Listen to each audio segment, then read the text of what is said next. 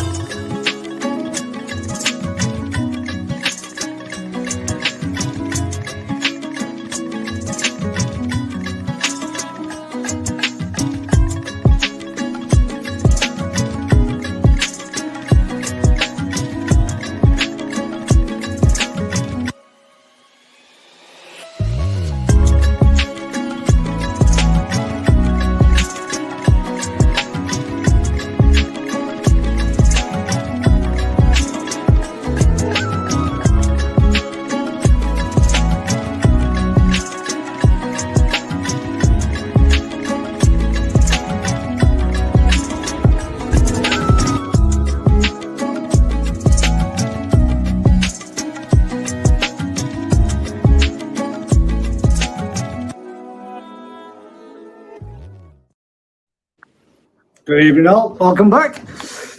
How are we doing, Vince? You good? Yeah, I'm not too bad, bud.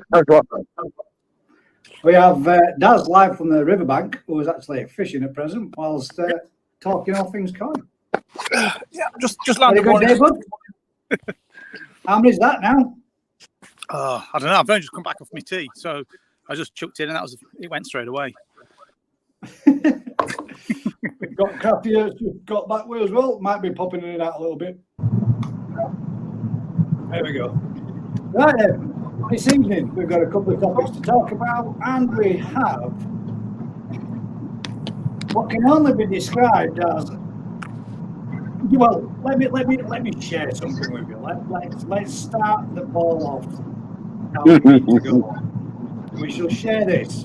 For all those that are wondering just what blue is, we shall share this. Are we ready?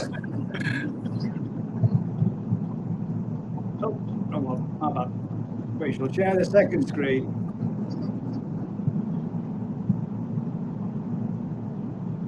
Like that block. Come on. There we go. Let's try that.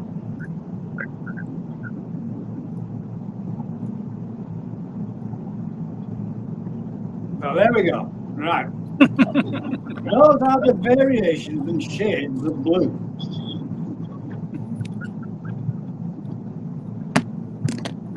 Just in case if anybody was wondering. What's your colourblind, Gaz? Well, if you're colourblind, Daz, this is the thing. Blue is not a shade which affects within the colourblind spectrum. Doesn't Oh, he's in again, look. So, just in case we need to go back to this later on.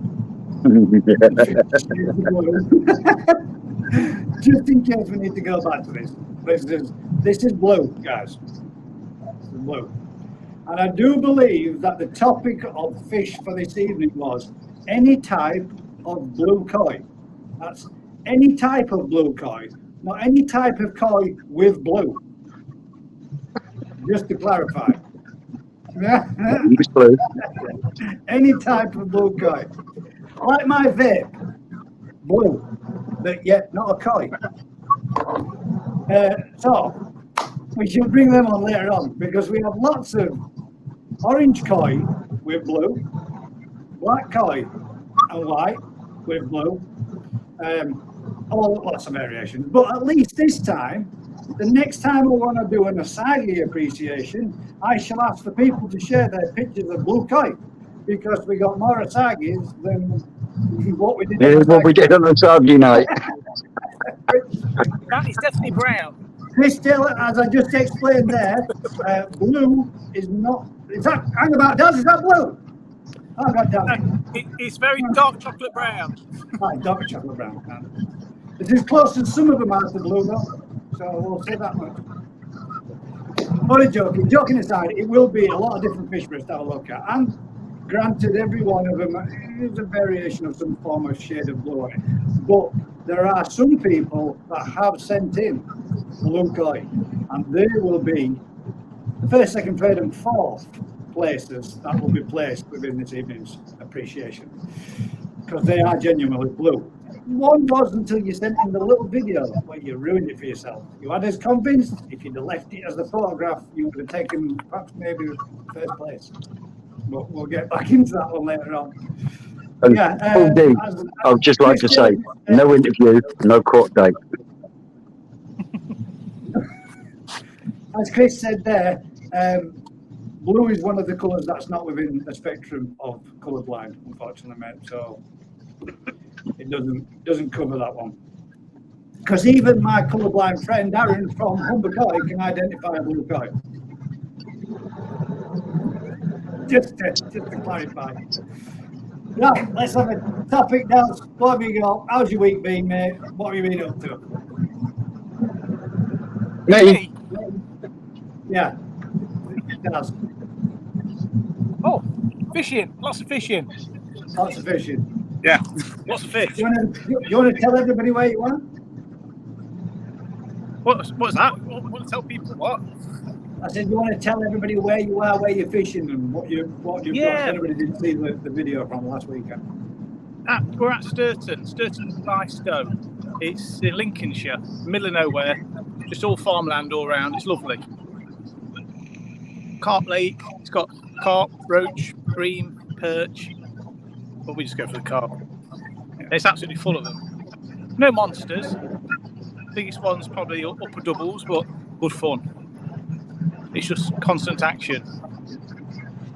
If anybody wants to see what it looks like, the place, we filmed it last weekend, so it is there if anybody wants to have a look at it. Yeah, it's called the Old. Oh, he's gone back to the same place you all went to, is it? Yeah. Well, he's there for the week. We just gate crashed it. With permission, obviously, but we did gate crash. Good day. Brilliant. It's a lovely little spot, though, isn't it? It's really nice. Probably Yeah. good. Well, we talking of which, I do believe we may have upset one or two people with the video that we put out there by us fishing and catching and fishing within the actual grounds rules and fishing as specified by the grounds rules. I think a few people might have been upset with us netting up fish and landing them on the banking. And I think they're upset at the fact that we didn't perhaps maybe use a carp man. Well, if putting a fish on the banking is such a bad thing, then we apologise for what we did and how we did it, but it's within the club rules. So that's why we fished within the manner that we did. Personally, if you think putting a fish in a landing net on a banking is rather cruel, I think you need to have a good look at yourself beforehand, because dragging it around the pond by its front lip after you've hooked it and scared the crap out of it is a whole level of slightly more crueler beforehand. So the netting of it is the least of its worries, in my opinion. Well, I'm an angler and I don't have an issue with doing either. I mean, to be fair, Gaz, it was only a couple of small fish that we put on the grass. The bigger fish did go on a looking back. So it's long, wet grass. It was very wet grass, in fact, when we were fishing, because it never stopped raining. So it beat it down all day long, and it absolutely hammered it down all day. So it would damp surface. But I get where people are coming from, but it's within the club rules. So. We were stalking as well, so that involves a rod, a net, and a pocket full of bait. And you basically go looking for the fish, catch them off the surface. You move from one spot to the next, keep baiting up multiple spots. So you don't carry all that crap around with you. Otherwise, if we'd have been bivvied up, and we were there for a full-on 24-hour session, then 100%, everything would have been used as it needs to be. Yeah. When you're there for it. Cradle the lot. Yeah. Stop fighting over them. But we've got a couple of topics which we hang about. We've got Paul Dean says evening all. Twisted. Hair must have been an interview court date. There you go. That's why you just said that. Sorry, mate, I missed that. I think I'm okay with the pics I sent them, Gaz. Mate. 100%. Yeah, got them, bud. Yours are nice, mate. Very nice. I know mine. I know mine's blue. Driving whilst on, hands free. It's totally legal.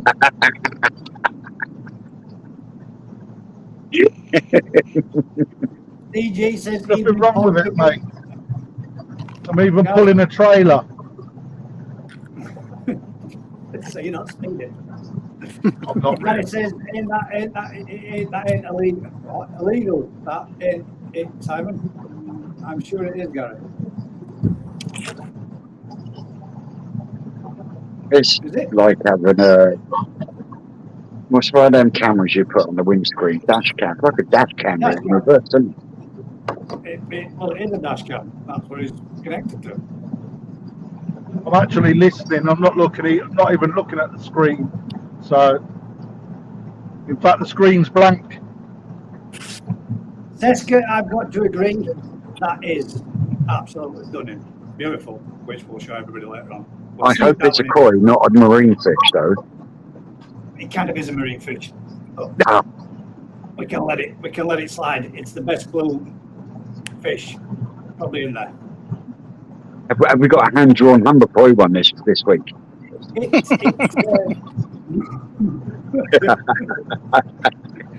it happens, I do have one that has been sent in, which is a photoshopped one, but I'm not going to be putting that one because it's that might be. Good old Alan. We haven't got Rick this evening. He's away camping with his young son, so he's having some fun with his family this evening. Well, should be a good do for him. I hope he enjoys himself. How dare he? How dare he? Well, it's family time, isn't it? That's what it's all about. Yeah. Oh yeah. How dare you got to do what you got to do. Let's see. So how's things gone with your spawning and that you've done this year so far, then, Dad? All right, thanks. Hopefully, they're still all alive when I get back off my holidays. But yeah, they're doing well. They're advancing nicely. So, which parents are you most pleased with? I think it's the Ginrin Sankeys. They've thrown out a lot of variation. I've got all orange, like a tangerine-coloured Ginrin, some black with silver Ginrin overlaid on the top. They look really nice. And your classic Sankeys, And then I've got some like camo coloured, like green and beige Sankeys again, Rin. Yeah, some real unusual, weird stuff come out of that spawn. And that was a Sankey, a Ginrin Sankey crossed with a Kin Key up Surrey. Yeah. So yeah, I just opened up the older colours as they get older. Yeah, I'm sure they will, Daz. Well, they might drop off. Some might drop off, but I'm sure they will. I'm sure the vast majority will. Yeah, the rest have done from last season, haven't they? So yeah, some of the Sankeys from last season are really good. Yeah, it seems to be a good female. You did have one or two that you lost, didn't you, when you had that spike, that pH spike? But yeah, that wasn't done, that one, but the best one, wasn't it? That was beautiful. Sod's law. So, what other pairings have you done this year, and have you managed to spawn that Kahaku yet? Not yet, no. No, in fact, I'm thinking of probably having a go when I get back because they've all fattened up again, all the females. I mean, Rick says, was it? He says by mid to late August, if you fish at spawn in the spring, should be full of spawn again, and he's absolutely bang on. I've got quite a few metallics that Kikos and such that I wanted to spawn, and they're ready to spawn. So I'm gonna have a go with them when I get back. Well, you say that. I was watching Davey Black Country Koi Bloke's video where it was Adam Byers today, and Adam was actually saying that he did a spawning last year around August time. So yeah, don't see why not. And it's coming up to the moon as well in August. It's the moon's closest to the Earth this month, so that should be good for spawning. What are you thinking of putting with her though? Oh God, I've got loads. I've got platinum platinum Ogon female. I've got Benny Kiki Kiryu. I've got about 3 other Kikos. Then I've got male Kikos. I'm just going to mix metallics with metallics, Deutz with Deutz, not messing about with anything else. Yeah. And see what they throw out, really. So what are you planning to put with that big Kahaku? Oh, the big Kahaku. Well, I still don't know. I've been looking at a few males online at the Kahakus, that is, and I think I'm gonna have to bite the bullet and invest in a decent sized male Kahaku. Have you not got a male shower you could put with her? I've got 2 male Sankeys, so. Oh, no, now you're swearing. So if all else fails, then the Sankeys will go in with them. Yeah. But I'd rather than be purebred Kahakus. Well, yeah, it'll give you a decent idea then on production rate and viability of end product and stuff. Yeah. So, yeah, you're probably best holding off until you can get yourself a nice little Kahaku then, in all honesty. Yeah, and that's what I was thinking. I mean, no rush to spawn them. But, I do fancy having another crack with the Kikos, though, and the metallics. Yeah. Because I did spawn them in the spring, and I don't know what happened. I do know what happened. I put them out in the Daphnia tank too early, and they weren't big enough to actually eat the Daphnia. And I only got a handful that survived, which must have been the biggest of the bunch. But they've done really well. They've raced through. So, yeah, I'd like to have another go, and you learn from your mistakes, don't you? Well, the only thing you could do to stop that one from happening this time around is rig yourself up some giant size brine shrimp hatcheries. Yeah. Talking thousands of pounds, mate, of briny shrimp to work on that scale. Yeah. No, I don't mean supersized like Ricky's got, but it's something that's manageable, but larger than what you would normally get. You buy these kits and they're like a little tube that goes inside a fish tank. Can you see what I mean? So I bought I bought a load of brine shrimp eggs in readiness, but I bought 2 batches. The first batch, they were brown looking, the eggs were, and they had a brilliant hatch rate. But I'd used most of those on the axolotl, so I only had enough for 1 batch. Then I moved on to the next lot. I got 2 new bags of brine shrimp eggs. They're a reddy colour. I've never seen them that colour before. and not a single one hatched. They're an absolute bloody bust. Well, yeah, the ones I've used in the past, they've always been a browny colour. Yeah. Brownie to dark orange sort of colour. I think these must have been Russian because they were red.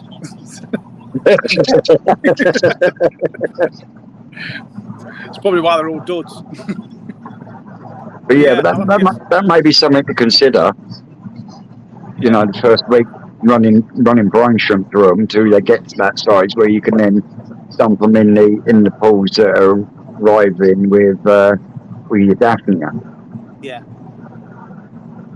Well, that was the primary idea, but like I say, by the time you realise that they're not going to hatch, it's too late to order anymore, isn't it? This is the thing. Yeah. Next season, Dad. Yeah. We're going for what? We're going for Kahaku, Sankey, and Benikikos. That's what we want to try. Yeah. A Benikikiko. Yeah. Benikikuru. No. Don't you mean a Kikikuru? Yeah, No. one of Are them. you after a red one or a yellow one? Red one. A red one is a Benikikiko. If you wanted to try something different, then you go for a Kikiko, which is a yellow Kiko. Yeah. Yeah, but don't they have a tendency to flip orange though?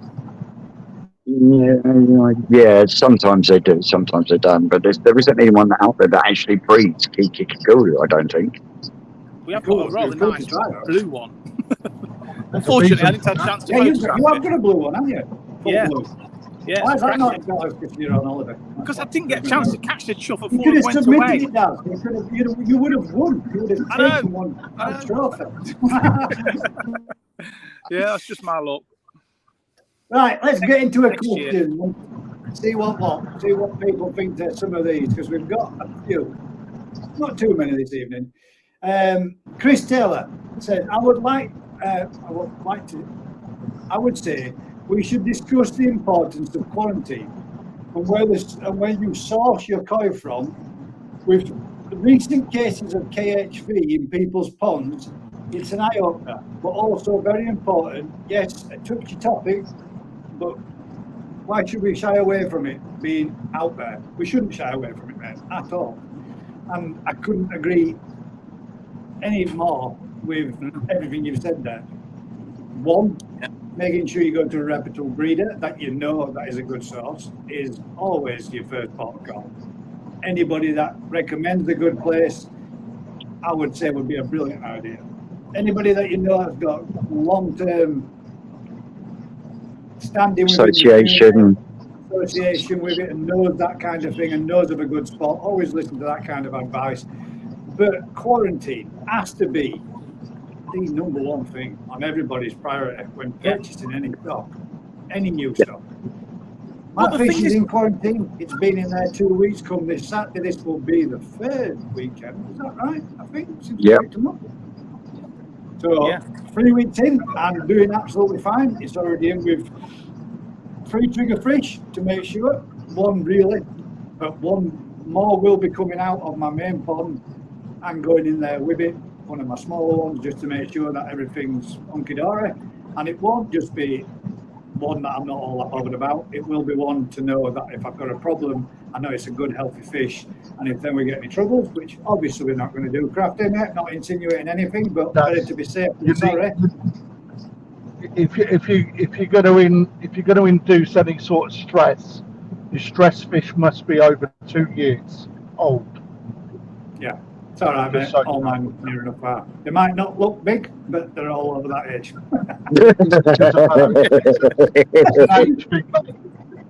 It's the age thing, dude. You need to make sure that they're hardy enough to induce it, mate. So. But I do believe that everybody should be quarantining now. I'm not pointing the fingers at anybody that might. Doesn't just knocked his mobile phone in, Blake. Anybody that's not doing, then you're running a seriously, well, a razor thin edge, man. That's why risk it? For the, it's simple enough. It's easy enough to knock up a quick temporary solution should you want to do, or Do colour changing mugs. Look at that, yeah, colour changing mugs. Wayside print and design arrived this morning. New product. Did your I hope your phone didn't chuck into the bank then, Daz, didn't you? No, I just got a fish on and it knocked my phone over. But yeah, 100%. What do you reckon, Vince? Quarantining? Mate, Minimum yeah, 7 weeks? 100%. I mean, I've actually been through. As I've said before, I've been through the KHB thing. Must have been 11 years ago now, and it is soul destroying. Absolutely soul destroying. You know, it's just one of them things. But if you can minimise the actual chance of it happening, then you've got to have somewhere where you can isolate a fish, or put with other fish that aren't going to damage your main stock, if that makes any sense. Yeah. So, It's got to be a must, hasn't it? Yeah, and that's not to, that's not to say that nobody out there does it beforehand. Even if they, sorry, my dog's howling.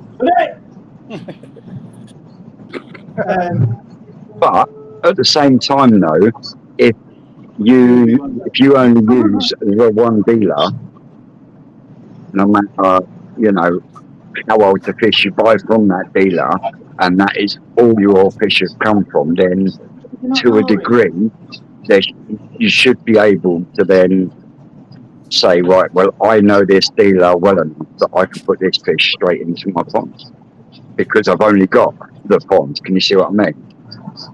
Yeah. So, playing devil's advocate a little bit there, but like you say, it is a knife edge you're running when you introduce any new fish. Whether you're a hobbyist with a pond or a shop bringing in large amounts of stock. Yeah, 100%. It's livestock. I've said it so many times before. It's unpredictable. So as long as you're doing the best you can to minimise these things, then yeah, 100%. But quarantine is up there with having to have a microscope and a water test kit. Yeah, 100%. 100%, mate. Yeah, I totally agree. And then obviously the same thing by checking out and making sure that they're reputable dealers as well, and knowing what they do.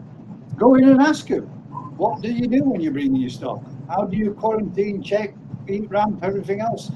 If in doubt, ask them. And if any good dealer will tell you the processes that they go through to make sure that those fish that they're providing you with have gone through those checks and precautions beforehand. I've just noticed. So what I can add to that, Gaz, I can add to that. Right, so at the moment we're going through our pet shop renewal procedures. In order to get a 5-star rating, which a lot of people overlook when they're buying their fish, is what rating their pet shop license is. So you cannot get a 5-star pet shop license within the first 3 years of trading. However, in order to achieve a 5-star rating, you have to go above and beyond records that they require you to keep. So part of pet shop licensing is that you keep reports on water tests that must be conducted 3 times a week on every single system. And when we say system, that is either standalone or combined. If you've got standalone systems like we have in the shop, I have to do 60 water tests 3 times a week. And we have to provide records back to 3 years. On top of that, you also have to keep a fish health record as well that can be snap audit checked at any point. With that is an observation report.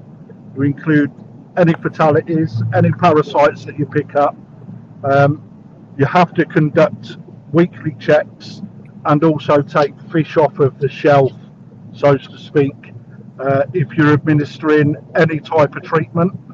And you have to then also provide the ability to quarantine in a hospital environment. So you have to provide that just on cold water side, amongst other things that you guys won't know about in order to achieve a 5-star, and that's just cold water. When we bring in the likes of tropics and marine, we have to go even further than that. So, every store that sells fish should have the ability to give you records on request, and there's no reason why they should say no. Unless they're not doing everything what you just said there, mate. That would be the only reason in my eyes. So, yeah. There you go. I did notice Gatwick Koi being mentioned in the comments. What people have got to remember is, yes, from what I don't know the ins and outs, but yes, there was KHB found at Gatwick Koi, but it was found in his quarantine system. It wasn't found on the shop floor. It was found where it was supposed to have been found, and that was in his quarantine system before anyone starts to think about bad-mouthing the guy and his company. It happened where it was supposed to. It was in the heat ramp. Okay, I'll add on that. If he's picked up KHV in his quarantine system has worked. Yeah. Okay. 100%. Now, as soon as CFAS have then been alerted, they come down and absolutely everything gets tested, right? As well as processes, husbandry equipment, etc., is inspected to ensure that the KHV is contained within a certain area, which is why any quarantine system needs to be a certain distance from any trading ponds. Right, and obviously, Gaz being an importer, he's got the facilities there, and if that's what's happened, that's what's happened. You can't badmouth someone for obtaining or getting KHV. All you can do is badmouth someone when they don't pick it up and they spread it to everyone's ponds and do nothing about it. So, that's where he even announced it though, didn't he? As well, to be fair to him, he even announced it straight away as soon as he. Yeah, that's what I mean. Over all forms of social media. And something, it's not like you were. He didn't even need to do that. No, he didn't. There was absolutely zero requirement to publicly broadcast that he had picked up a KHV virus in his quarantine. He didn't need to do it. So that's somebody, in my opinion, that is being transparent. Yeah, 100%. As damaging to the reputation as what it can be, if you look at the positives to it, actually, his quarantine system has worked, and he has not swept it under the carpet or kept it on the quiet, which can be done. There's no reason, and there is no. As much as I hear this business or industry standards bullshit being bandied about, there is no industry standards. The only standards there is are what the company policies are. Okay, and then company policies are actually introduced as part of what the company want. So the only standards that have to be taken is the fact that a quarantine system for imported koi has to be in place, and you have to follow a certain regime in order to put fish on sale. And he has done that. He didn't need to, he has invoked KHV in his system by doing whatever tests he does, right? He's picked it up. He's notified the relevant authority. They've come in. They've done what they do. And he continues to trade. He hasn't infected everybody else's ponds, which is perfect. Yeah. Done exactly what he should have done. As Peggy says there, Gary didn't have KHV.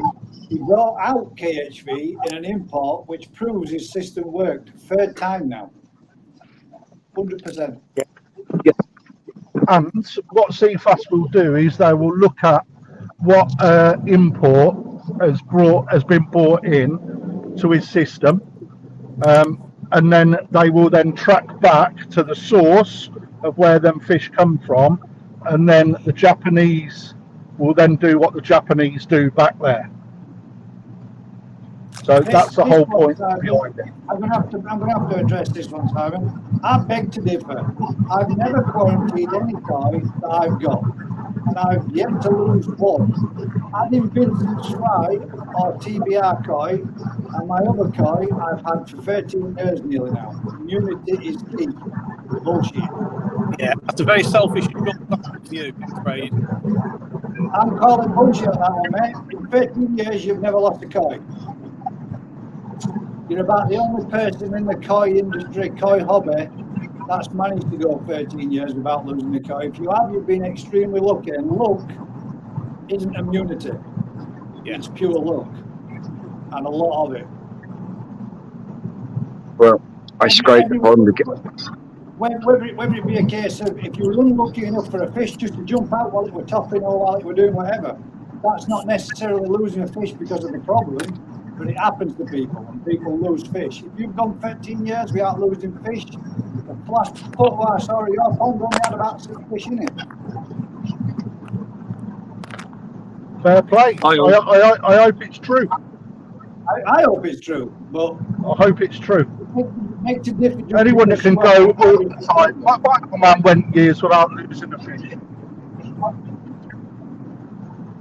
What I would say is, though, there's a difference between losing koi through keeping them and not keeping them. So fish will either survive or they will thrive.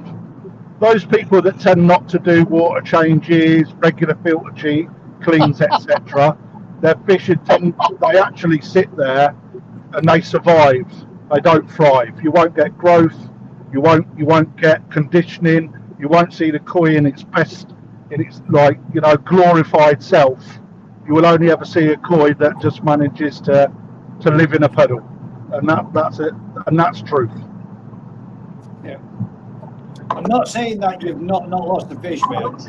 I'm saying that's bullshit. If you've been just because you haven't, that nobody else should quarantine. That's not a good idea. And not everybody's got the facility to quarantine. No. Okay, Kaz, let's address the elephant in the room. I've personally done exactly what Simon's done. I've never quarantined.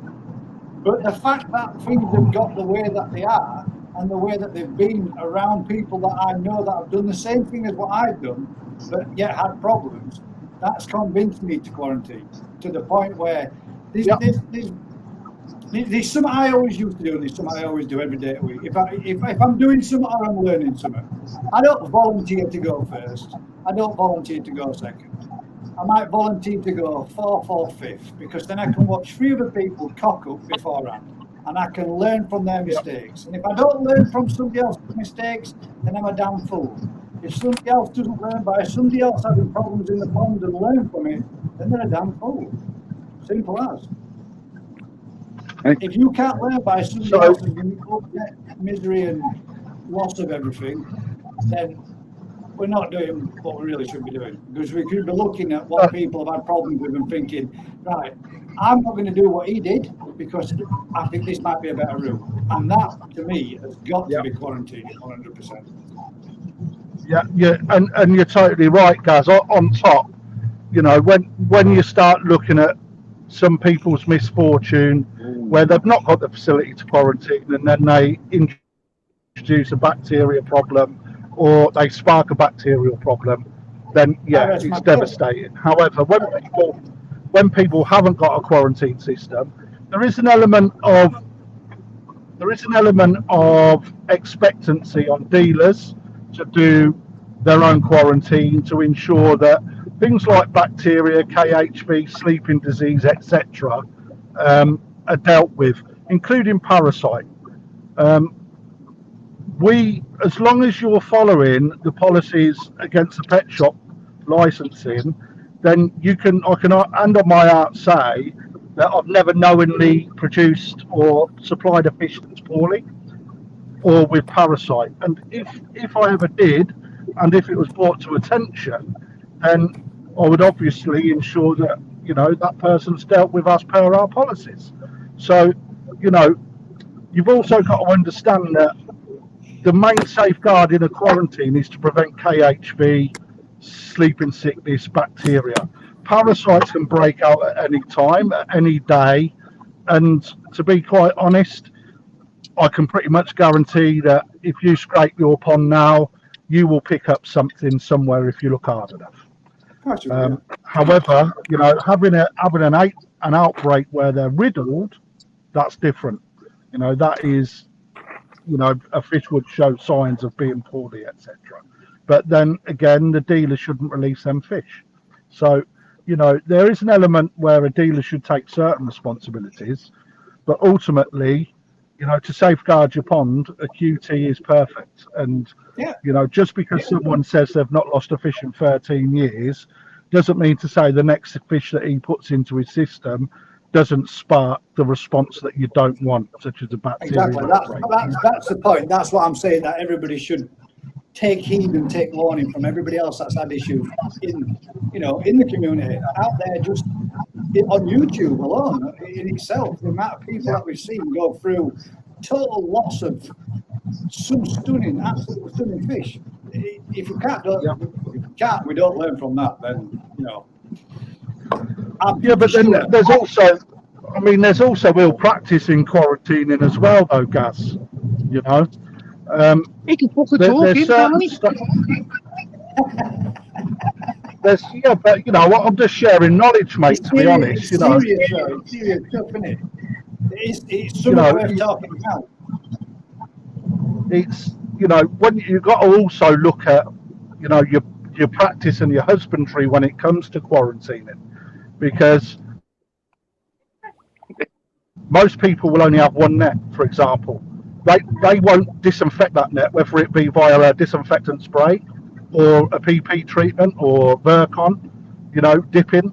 They will transfer one net from one pond to another, you know, and that just totally like overrules any quarantining that you do, because you can actually be introducing the issue via, you know, transferring it from equipment.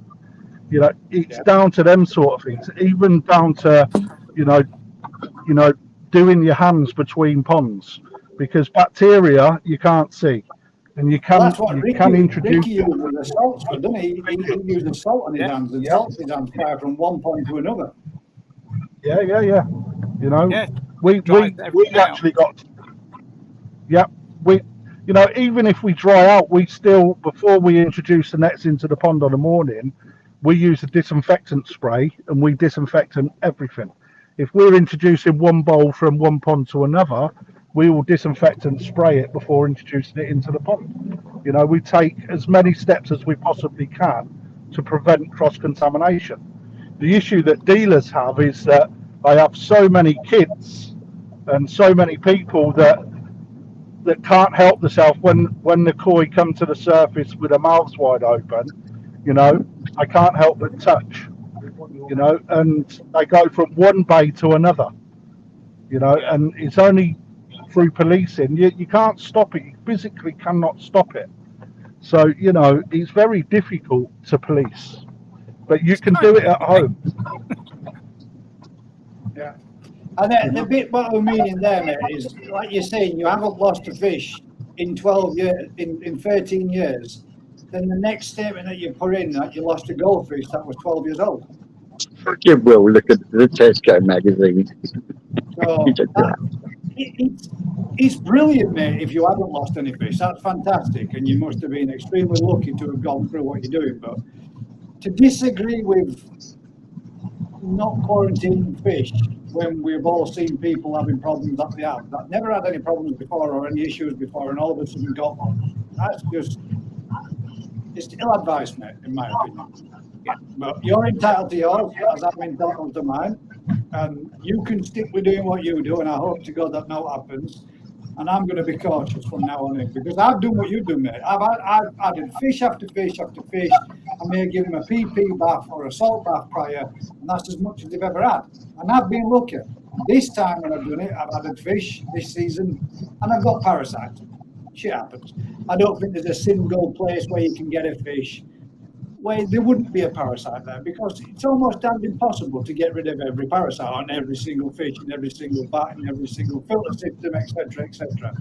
So to get a parasite, it's the run of the mill. It comes. It's a risk you take buying the fish and bringing it in, and I'm not bothered by that. But what I'm not prepared to do is run the risk of losing what I have got, because I mean, not all my fish are stunning or beautiful, but I like them all for their own individual reasons, and I don't want to put them through anything that they don't necessarily need to go through, if for the sake of 7 weeks quarantining a fish and then putting a trigger fish in with it to see what happens. I just think that's good practice, and if I can do my bit and keep my rest of my stock healthy, happy, and bacteria free, that's exactly what I'm going to do, and I would advise anybody else to do the same. Agree to disagree, mate, one way or other, but that would be what I would consider the best possible thing to do. I've seen more and more people in the shop saying they're doing quarantining, Gaz. So there's a message out there, mate, for people to be doing it. Like Skeggy says there, absolutely, guys. Over 40 years, and I've only just started quarantining because of how bad it's got. There you go. 40 years, never had an issue, and then all of a sudden he's thinking, I'm not pushing the luck anymore. That's 40 years is a lot of luck to not, not to get anything. And yeah, I agree, mate. And all this backy shower, 3 meters, mono bay, 500 KK, 500 watts temperature. It's just a pond, mate.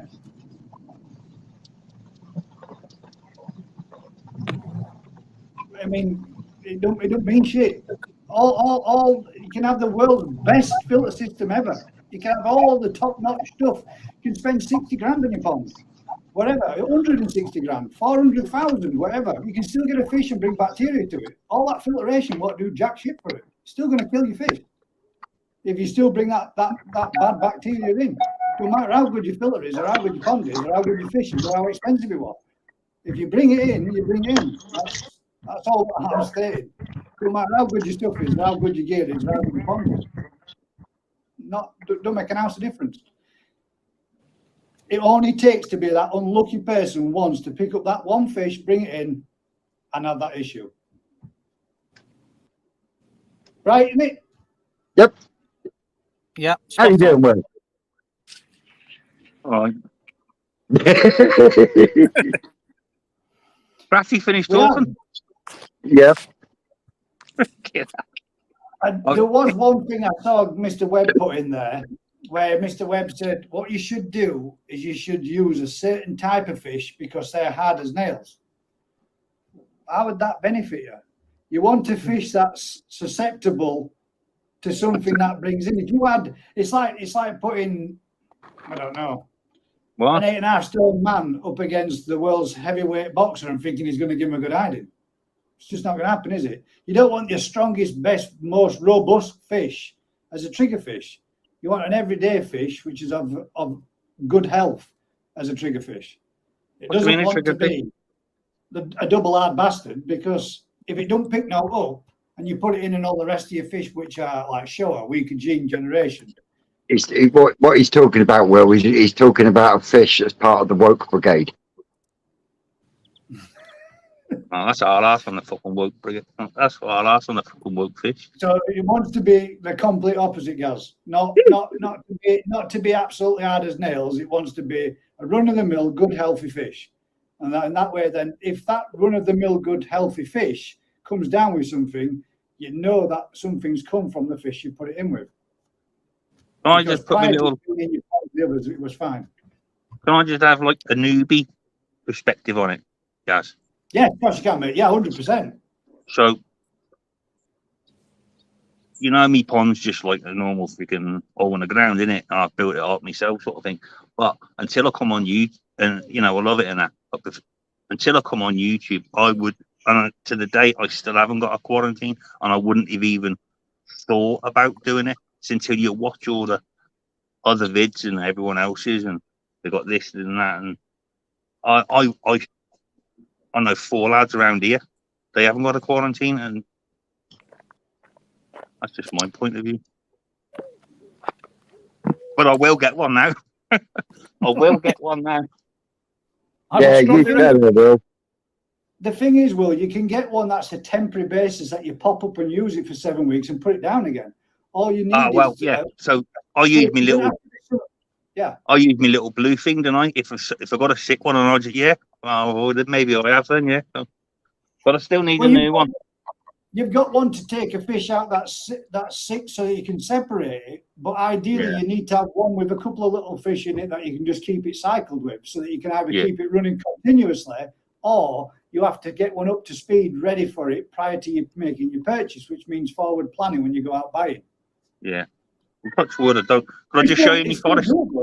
Go on then. I wanted Rick to be on, but new forest. Let me just put this one in first before you show your forest, because we've got Elizabeth R. Shout out from Northern Virginia, USA. Do you guys recommend a cold water beneficial bacteria for winter koi keeping? I'm in zone 7A next to Virginia. Oh. Personally, right, depending on what the temperatures get to over in your country on a winter's evening, a lot of bacteria does tend to die off, but there are such things as winter beneficial bacteria that you can add, which prefer colder climates and colder temperatures. But just how cold they can go, I don't know. But yes, there are available and you can get them. And some people over in the UK do use them. Personally, I don't. But and Elizabeth, why are you even awake now? Because she's come to watch the GKP, mate. That's why. She's come to watch Twisted Koi, Gazzard Koi Pond. Yeah. And then we've Gazzard Koi Farm. Gazzard Koi Farm up in Top Gun. That's actually fishing. But yes, you can get them, and there is such stuff available. I'm not sure of brand names or products, but whether or not you'd be able to get the same brand products that we get over in the UK, I don't know. For yourself over in the States. But I have seen people use. Tell you what, it wasn't until last week or start of this week I caught up with my Jens Mustang Koi Australia. All right. Yeah, I've shouted him out a couple of times. I'm trying to get him to get his subscribers up, bless him. But he did a video the other day, and I put a community post out on. We thought it was hard keeping koi here. There is only, I think it's only 3 states in Australia that are allowed to keep koi, because in the other states they're illegal. Classed as invasive species, aren't they? Yeah. So they're not allowed. They're not allowed to import anything in from Japan. So any koi that are sold in Australia have been bred in Australia. Yeah. I think, if memory serves, aren't the states thinking about doing something similar as well? Yeah, they were changing they're talking about bringing in that same kind of guidelines as well. It's kind of bolting the door off the horses bolted, though, isn't it? The amount of invasives they've got there. Well, have you seen the Asian carp invasion they've got down there in the States? I mean, literally, you can catch them just by running the boat down the fucking down the river. People have been killed by them, though, Vince, just by where they're flying at them. And knock them out of boat. And the snakeheads as well, the snakehead fish. Get this forest. Let's have a look at this forest, then. Will, come on. Right, do you want to go full screen? What a freaking turn it around! Hang on. Yeah, put in full screen, Gaz. No, I don't know how to turn it around. Wait. I'm not sure I want to see Will's forest. Oh, Tony. I can't turn it around, can I? Can you turn the camera around on here? Oh, Daz is into another one. Daz is in again. Can I turn the camera around on StreamYard? No women or children. You have to press on the camera. It comes up with a little function on. Where you see your... I can't turn it around for you. That turns your camera off. Just spin your phone. As in, like, literally, turn your phone round. Oh, yeah, go on. You anticipate. There we go. So, look at that. That's on a proper, good base. Can you see that? Yeah, because I can't see you. Yeah. Yeah, that's looking good, boy. Sweet. That one's not done yet. Are we You going to know, have you know Come what into it's me. missing, don't? Will, you know what it's missing, don't you? What? A schwabboy. We want a schwabboy. Oh no, I've got other things planned for that. But thanks for letting me show it. Are we going to have some Yeah, sort of mossy shitty week, base but at the bottom of them? Yeah. I think, yeah, you should moss up that log that they stood on. Yeah, Moss it mossy up. base on that log, so that you know that's Some like a rocks. forest floor. well, I've Couple of freaking boulders. sanded and varnished that for the last week.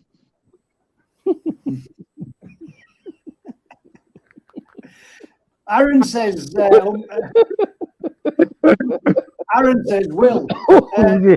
did you get any subscribers from the jewelry shop?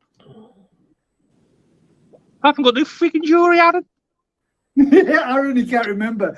You called Aaron when you'd been out and you had you'd had a few pops and you were in the jewelry shop and you ran Aaron direct live like I said, hey, I'm on with Aaron, and you were in a jewelry shop.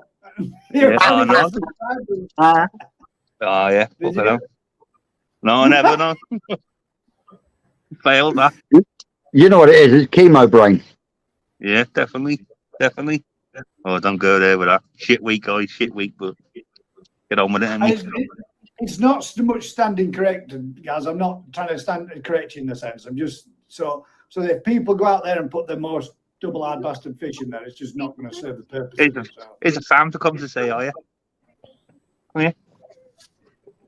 It is for There you change. go. Hi. Were you the young lady that was doing the filming for my shout out 1,000 miles that way? Yeah. Yeah. No, that's Les. That's me missus, that. Oh, was that your missus that was on the back of the camera on that one? Yeah, she's as bad as me, lad.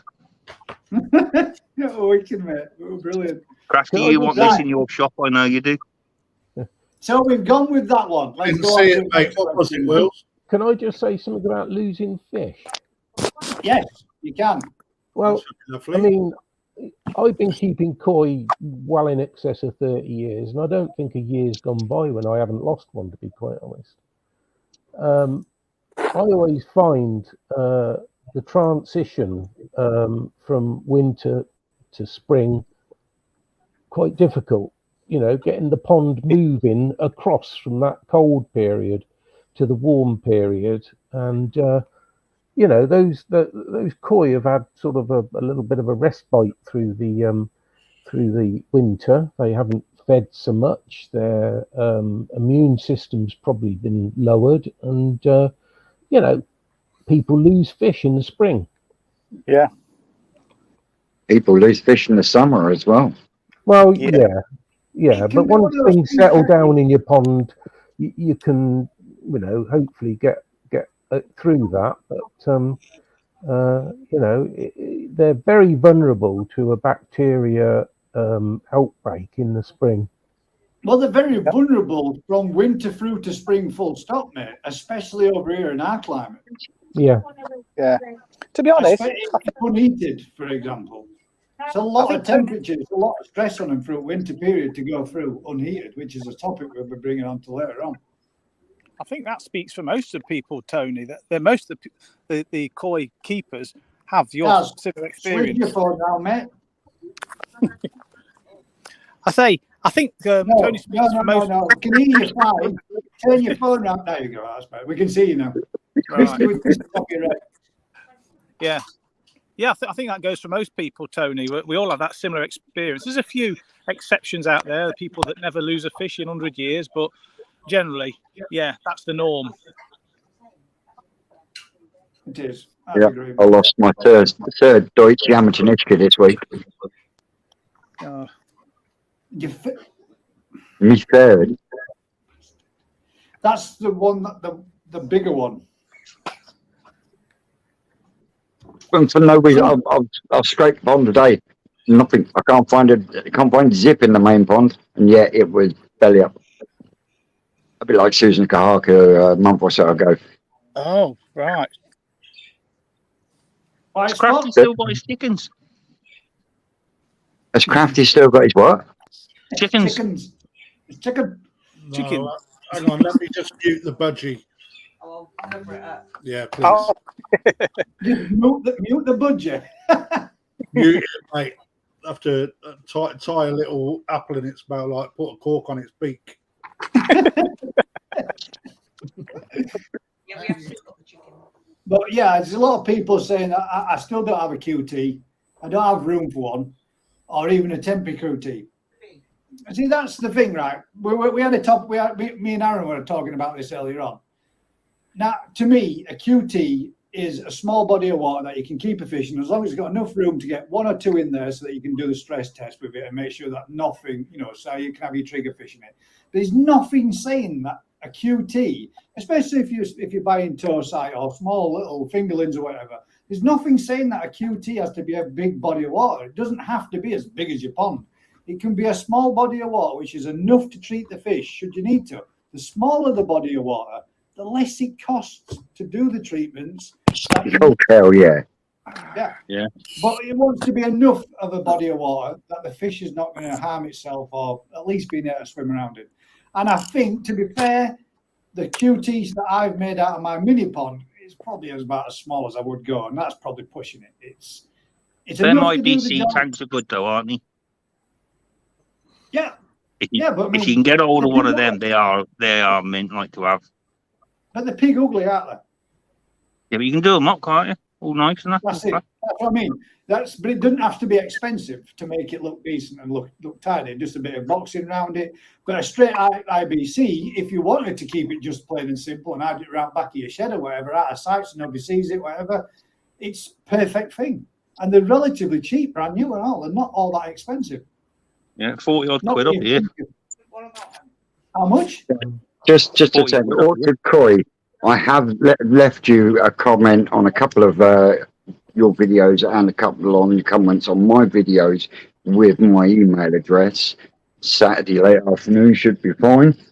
And the other one, Chris Taylor is upset that something he's put has been missed. Disappointed comments of mine are not being brought up. What, you mean like that? There you go, mate. I've long gone are the days where I used to put up everybody's comment, because if I put up every single comment, I tried to go through at the beginning now so that I can click up everybody's comment when they're coming in saying hello. And when you're all talking Your to camera's each other, going mad. amongst yourselves, that's the chat. That's what the chat's for. It's for you to chat in. If you want to put a question in, I've asked people if they can do me a huge favor and write them in capital letters so they're easier to see. If you want me to bring something up or put something up that you think is a valid point that you want to put across, put it in capital letters, then I will see it and I can share it. I can't go through 3.5 hours putting every single comment up. All I'll be doing is we'll all be sat here bored out of his brains. Nobody will be talking. There'll be no discussion. It'll just be me reading comments, and it's not a reader commentathon. It's literally a chat. It's for us to come here, see you, answer your questions if we can, and have a topic and a discussion. Come on, Come on, jump on. Anybody? Yeah, well, listen, I'm gonna jump on, guys. I'm gonna get off now.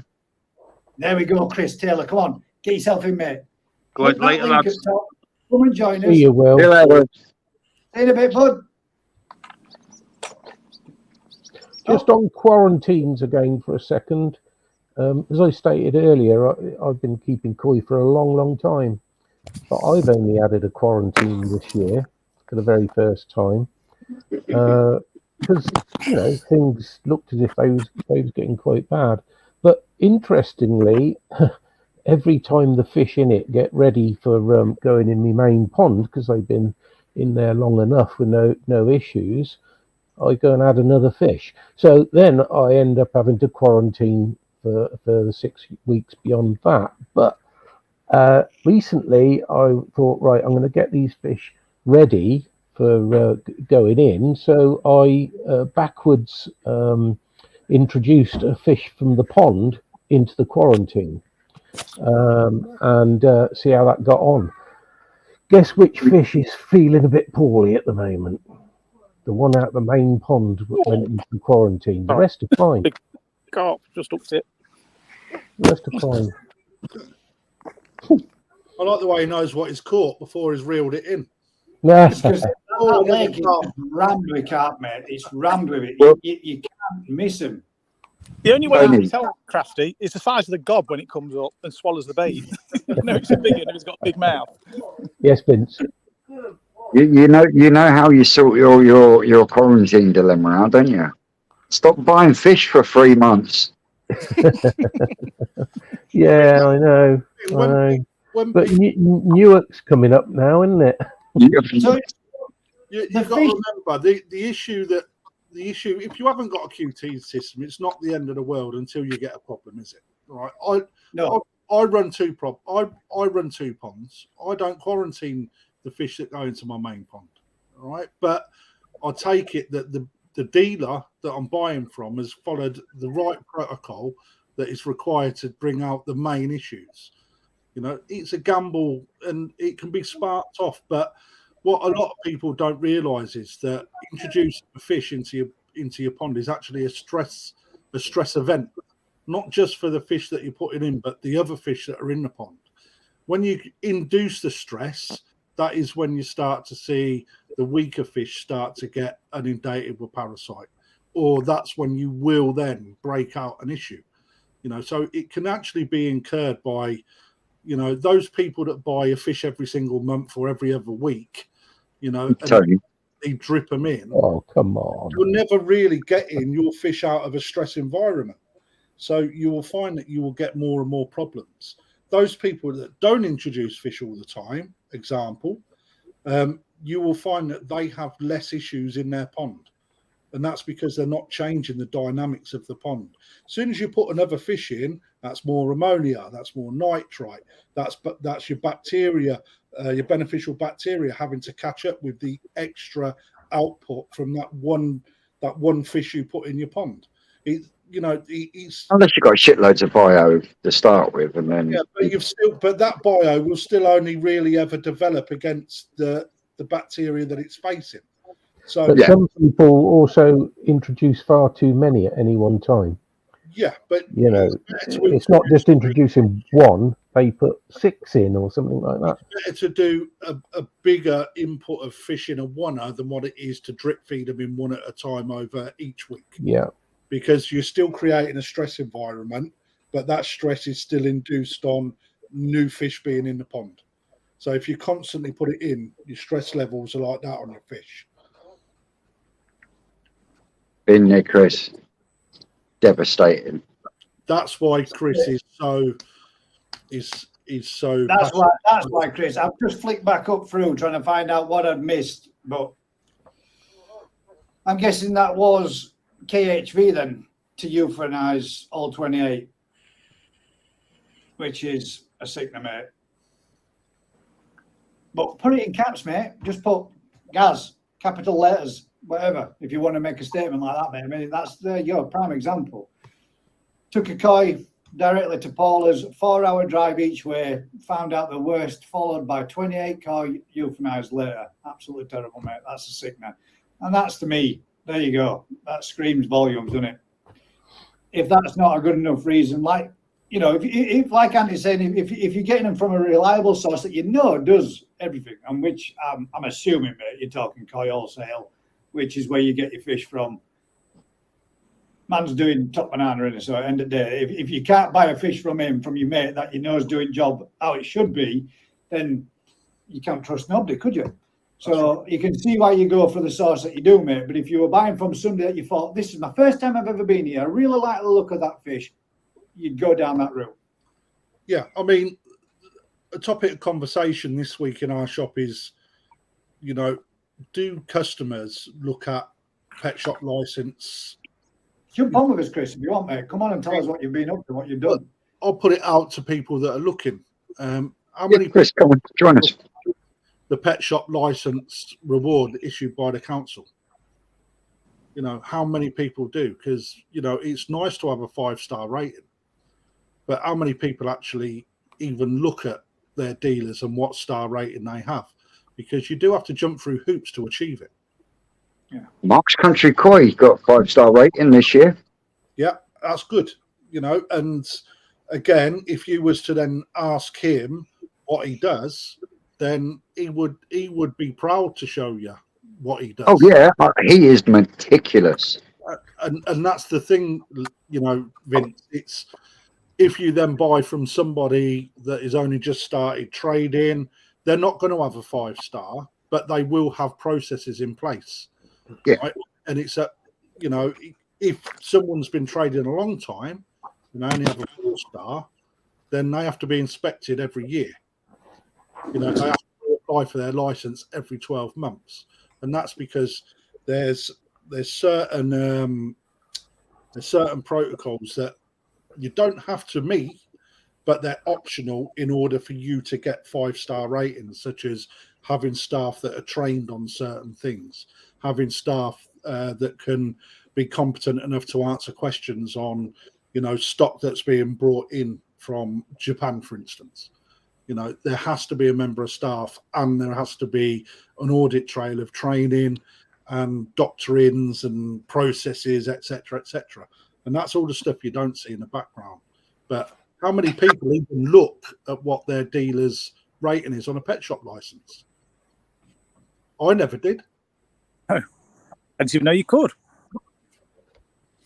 There you go. See, we all can learn something from it, can't we? From a Well, topic. there is the other side of it, because I've been chatting with Ricky on this one, and as a registered koi farm, they still have to follow CFAS and DEFRA regulations. But because they provide fish from source, they do not need a pet shop license, That's correct. because everything that is sold on the property is bred on the property. So therefore, they don't need That's a pet correct. shop license. That's right, and it's the same for wholesalers as well, Vince. They're not selling to Joe Public. It's the Joe Public that have to. If you're selling to Joe Public, you have to have a pet shop license.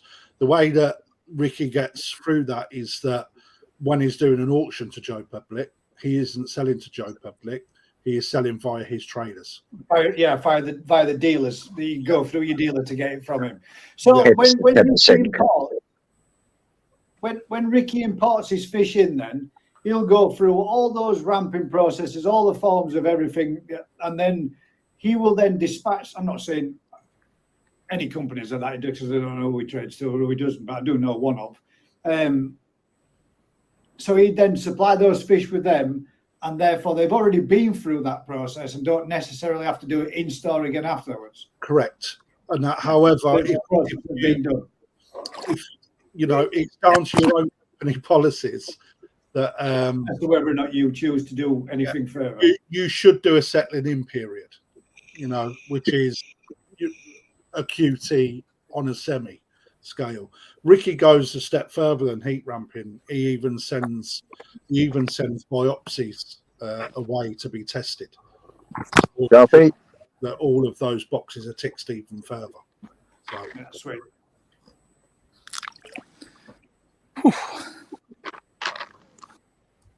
It's hard life, Dad, isn't it? It is. I'm going to have to break now. No, I'm just going to feed him for a while. it's golden time for fishing now, mate. It is. They're all coming up. The bigger fish are coming now. I just had a 12-pounder. That's a direct question for you and Vince, mate. That's not really a question, but Vince, how you contact him, mate, is by going onto his YouTube channel, and you go to the bit where it says about, and underneath there will be an email address for you to contact him at. If there isn't, Mr. Vince will be adding an email address on that section there after I tell you for it. If not, mate, contact me on my YouTube channel, and I will link you through to him, mate. How's that? There we go. Well, that's where we can. Then it's easier, mate. If he contacts me, I'll bang him through to you. You swap your details, whatever, blah, blah, blah. And then I'll teach Vince where to put it. For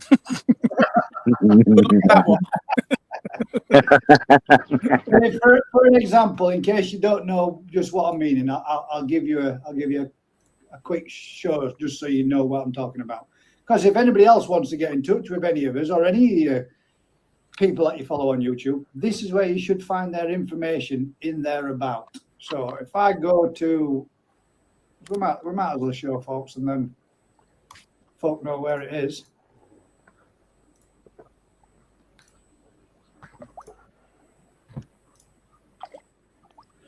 So, if you go to your home screen and you wanted to go, for example, to my channel or to Vince's channel or anybody else's, if you click onto my channel, which is obviously looks like this, and then you've got the home, videos, shorts, live, playlist, community, where you'll always be able to leave a question where you want to ask us whatever, any topics on a Thursday night, for example.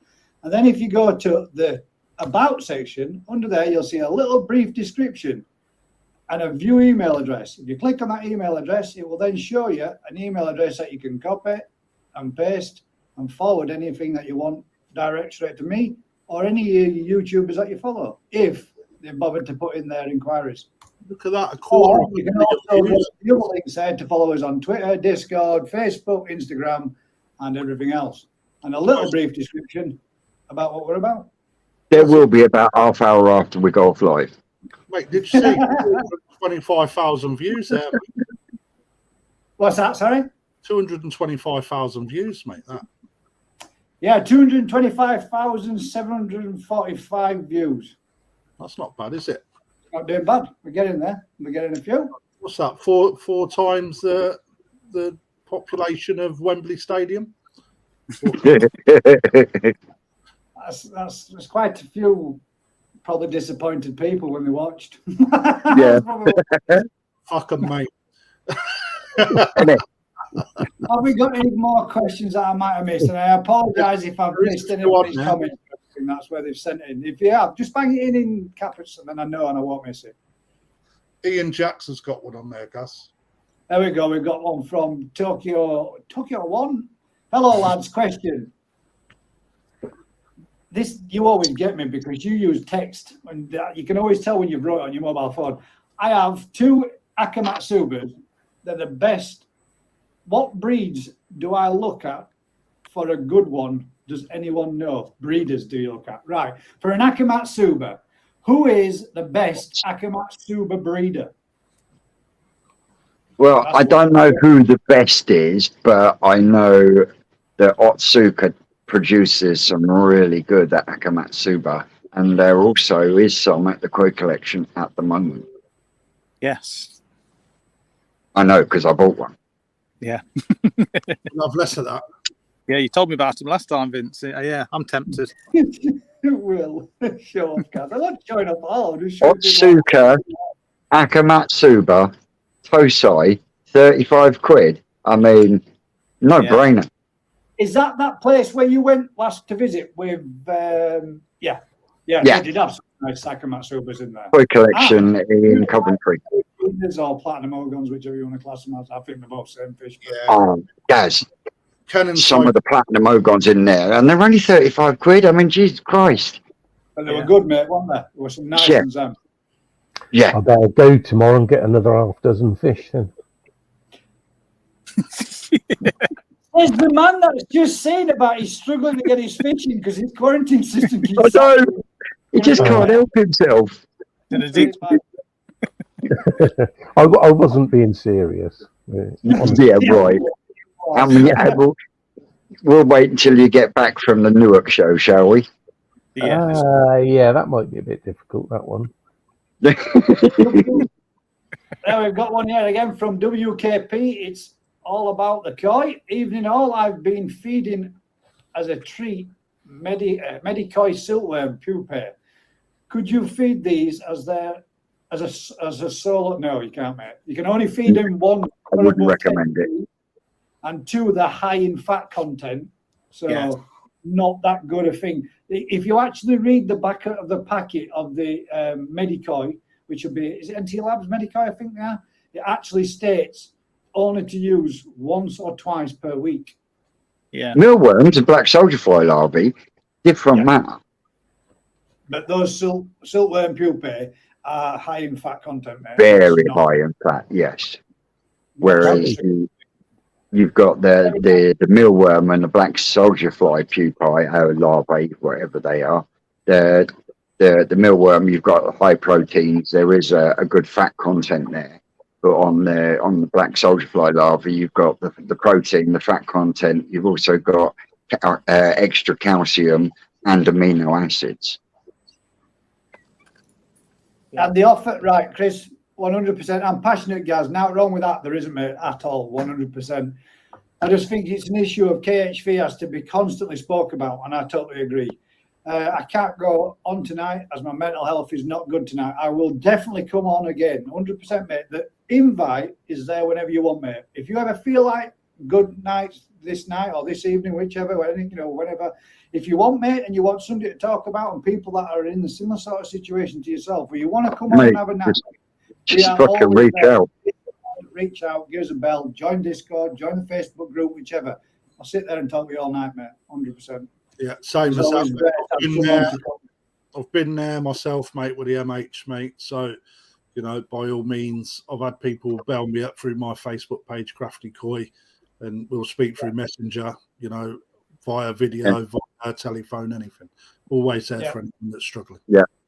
100%, mate. Same thing. If you want, reach out. Black dog, it's always there. It's how you cope with it is the main thing. And if you've got people there that are willing to help, then you couldn't ask for a better thing. Problem shared is a problem halved, mate. In my opinion. Oh, fucking it's like Wilson tonight, isn't he? I know, he's rubbing it in, isn't he? I think, I'll stop for a bit, then I see another big one come up. I thought, just one more. That's what it's like. Isn't it? I said to him tonight on way home, I said to him, Daz, you can't come on until you've caught 5 koi. Sorry, 5 koi. God damn it, 5 carp. So if you haven't caught 5 before the live, you stay in. You don't come on until you have. But he nailed it before it even got home. So 3/4 of an hour journey home, and he got 5 within that. Right, let's go. So you just floating dog biscuit. Just floating dog biscuits, yeah. They're going crazy now. There was a couple more questions, and we've got another one from Yakari as bait. Yeah. we were feeding koi food. We were baiting up with koi food when we were there at the weekend. Just buying koi food. Honestly, Crafty, I think it was last year, me and Susan took the dad fishing. He's the swim next to us, and we were banging the fishing for 3 hours. He's come round, he's gone, what bait you using? I've just got a handful of pellets. And he's looking, he's gone, that's not pellets I gave you. I know, it's my koi food. And he went, you cheeky bastard. just hair rigging it off the bottom. Yeah. Takazumi. Takazumi's been selling well at the shop, actually. I'm glad I bought it in. Good. It's good food, that's why. Yeah. It is, mate. That's why it's on my shelf now. Here's a question for you, Crafty. How come koi dealers put on offers on buy so many fish, get one free? It's called marketing, mate. Yeah. And it so is. What you've got to understand is there's a lot of stuff that happens in the background that you guys will never know. And it's not something I will ever say because it's I'll tell you that. It's I'll tell you. Right? I'll tell you. We have to buy. But I'll tell you, right, what they do is they buy their fish in, right, and they buy them in at X amount of price, and then they put the 60% markup on it. They put the 60% markup on it, and then they turn around and make a deal and say, if you buy 4 fish, you get a 5th one free. They already got the money because it's been marked up. So giving you that free fish allows them to offload some stock and make room for the next stock that they've got coming in. And make you feel like you've got a bargain. But they still get to move the fish through the system. Ultimately, I might be wrong with the figures, but that's general marketing, isn't it? It's not. Ultimately, you don't have to do it either. There's no laws to say that you have to do that, and we can, it's about getting the fish sold. At the end of a season, I don't want all my fish in my ponds because I'm contracted to buy the next year round. So it's about making sure that fish come in and go out. Yeah. Why is it that you can do a buy one get one free in Morrison's on pizza? Because they buy in bulk and get cheaper than what we could buy individual. They want to move. They just want to move the stock. It's as simple as that. But you'll never see buy one get one free on the big lumps in the main ponds. The bells. Where's that? Is that Tony's clock? Have we got any more? If not, we'll go to one more of the. There we go. Koi Beginnings has put that bloodline, because I can't pronounce that, and I'm not even going to try because I'll do it wrong. Otsuka. Otsuka Monoob. Otsuka. Otsuka. That's the one. Otsuka. Them. What a lot of people don't do as well is if you go online, put in like Dainichi Koi Farm, right, and actually have a look at their website, because they offer English translated websites, and on those websites, a lot of them will actually give you parent sets, like and the family trees where the bloodlines come from. And I tell you, it's an eye opener when you start to see how many generations back certain things go. Yeah. That is using Sakai Kari as bait. You were saying that. You were saying they were going to try it. Yeah. Super glued. Thanks, Yeah, guys. Mental health is a bitch, but my Koi helped me through it. Yeah. Said mate. What do you think I got something? I would say this much, mate. I've met a lot of people within the Koi community via keeping Koi that suffer from mental health, mate. And I think there are a lot of people that keep Koi that suffer with mental health. And I think a lot of people find their good spot by doing so. So good on you, mate. Keep sticking at it, bud. It's actually proven to reduce stress levels somehow. Yeah. Yeah. Well, When things It just go wrong, sometimes you out, doesn't it? some of it, till you start losing fish, that stresses you out. The thing is, though, Tony, it gives you something else to stress on other than stressing on what you're stressing on in here. That's very true. Yeah. Something to Leave shift out the the brain, mindset. mate. diversion Yeah. therapy. Yeah. I gave up stress when I gave up work. It's so true. So true. Right. His next question is, when I can see it again in a second, guys, when I can read the screen. Guys look like piss holes in the snow without glasses on. Danny? Right, Vicky has asked us, which is from Bubble and Fins. I've heard Danny, give me a call different tomorrow. opinions on young Koi with shoulder humps. Shoulders. I didn't hear that. Start again, mate. I've heard different opinions on young Koi with shoulder humps, as in the shoulders on a Koi. I would like to know the panel's opinion on these, please. Are shoulder humps on young Koi an indicator of a large bone structure and future growth, or is it right? Or if that's right, when would you expect to start seeing this develop, or is it a sign of a young Koi storing fat? Question mark. Oh God! So the structure of the bone gives you an indication of how big that fish is going to be. If you're getting on a young Koi something that looks more like a bloody camel hump straight behind the head, that's a deformity straight away. Okay, it's got to fit with the profile of the fish.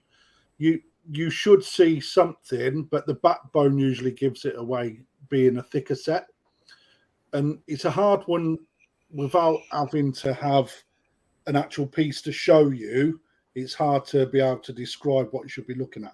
If it doesn't look right, it generally isn't right. It can end up short and tubby. Yeah, but that comes in with a profile. Yeah, I was going to say that comes in with the profile, but then at the same time, some nasty shaped Koi do actually suit that body shape. Yeah, a singular coloured fish will. Yeah. But yeah, again, it's all got to fit in with it. If the head is at the right shape and the right size, it will fit in with a profile of that fish. No, it won't fit in with the profile because your head will look smaller than your body, and then you're going back to the deformity then. Again, it's got to fit in with the profile of the fish. You will see that it looks good when you've got a good size hump with a big head. You get a big head with a good hump on the back, you've got a good bone structure there for that fish, showing that it will put volume on as it gets bigger. What people call shoulders aren't shoulders, are they? It's the beginning of the rib cage and the actual spine of the fish, and the raised up section and a good profiled kind of shape to the front of the fish is the bone structure, which is the thing what we look for: body, skin, pattern. Yeah.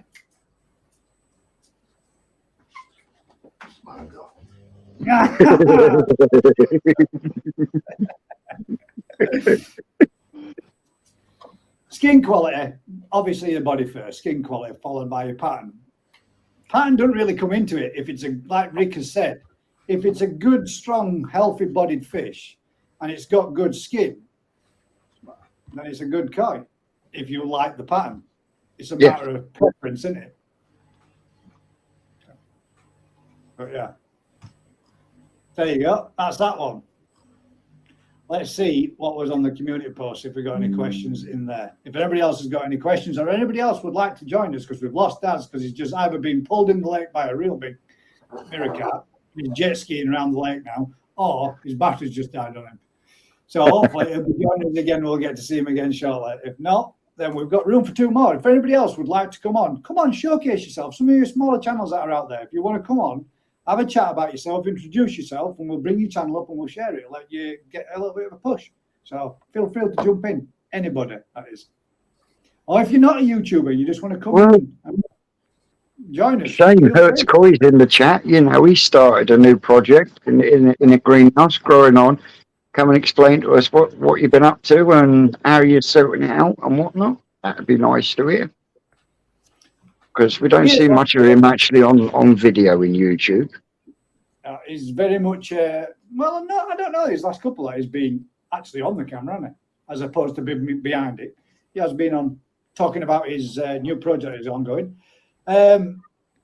Sweet Koi Yo says, I would like your opinion about why some koi owners feel the need to heat their ponds in winter and the health issues it causes. Really? So health issues it causes or doesn't cause, because keeping them up in a temperature, at a stable temperature, I would say would probably cause less issues than allowing them to go down low. And I think them. the only problem that can be caused for being kept in heated temperatures 365 days a year is females and becoming egg bound, because they need that drop off point to be able to start to absorb the eggs that didn't get used that year. Now, if you don't have that temperature fluctuation that they would get normally in a normal life cycle, well, then that's when you end up with big bloated fish, because they haven't been able to reabsorb the eggs because they've been kept at a permanent 26 degrees, for instance sake, 365 days a year. So, you know, they're not going to, the way I look at it is they're not going to be reabsorbed, but at that point, if they're constantly at that temperature, are they constantly producing eggs, which then is causing another issue in itself. Can you see what I mean? There's many facets to it. Yeah, there's benefits, and you can't stop feeding and keep the temps high to stop that. You can stop the feed, keep the temps high to stop that, apparently. Simon, sorry, man about. I would really love to be able to keep my pond above, I don't know, 10, 15, something like that through the winter. 10 probably. 8 degrees is a good ambient temperature. Yeah, but it's the lecky bill, isn't it? Really, that would prevent it. But I think one of the benefits of keeping a reasonable temperature is that your filtration won't die off. I mean, Correct. Well, that's the thing, isn't it? There's a lot more to it than that, to be honest. As long as you put in an overwintering period over a 12-month cycle, then the overwintering doesn't mean to say you turn the heat off. It means that you bring like the temperatures down to 8 or 10. Yeah. You know, you should not, and it is, well, to be fair, you shouldn't ever keep your ponds at 25 degrees and keep the food going in. You know, it's not good for fish to do that. You can still you can still heat your pond, but actually just have it on a reduced temperature that where it maintains an element of temperature. So 8 degrees, for instance. What that does, it keeps your fish active enough so you can still feed, but not at the rate where you're inducing growth. Yeah. Right. That means that your filters will also benefit from the waste that's produced from the fish, because the water is also at a temperature where the bacteria can still survive, or not necessarily thrive, but it can keep your water parameters in check. When you look at what the temperatures do in the UK, you get a lot of fluctuations. So by not having a heated pond, even through the summer that we're so-called having now, pond temperatures are falling below 16 degrees in an evening. And that is where, well below. and that is where the koi don't know whether they're coming or going. So therefore, their metabolism doesn't kick into the right mode of switching to growth, and therefore the koi's not at its best to defend itself against parasitic outbreak. Parasites thrive in those nether regions between 14 and 18 degrees, which is why this year we're seeing a lot of parasite issues, because your pond is constantly up and down, and a majority of the day is actually below 16 degrees. So that is why heating is more advantageous than letting it drop right off and then having a spike and letting it drop off, because you can control the parameters of your water. Therefore, your koi will be better for it. The other way to look at it is, if your fish is in Yorkshire and a double hard bastard, it can take any temperature. Can survive in ice cubes. Yeah, but I'll say this much: they don't grow. When it's you say that you look at Stubbsy over in Canada. You know, he's got some lumps of fish, you know, and there was over 3 inches of ice on the top of that pond. Some of those fish, mate, that he's had for 8-10 years. Yeah. But yeah, you know, if you're talking about growth in 8 to 10 years, my fish have grown, but not. But when you look at it as Rick has told us in the past, if you heat a fish and you keep it to a certain temperature, that fish will become aged faster, more rapidly. So it'll be heat years as opposed to seasonal years. So a fish's lifespan is reduced if it's kept at a higher temperature than what it would be, i.e. the famous Japanese fish that's supposed to be 200 odd years, which has lived up in a mountain lake, blah, blah, blah, blah, all the rest of it, living up to 200 odd years because it's been kept at 7 or 8, 9 degrees all its lifetime. Grown slower, not been a massive, great big fish, but lived for a lot longer.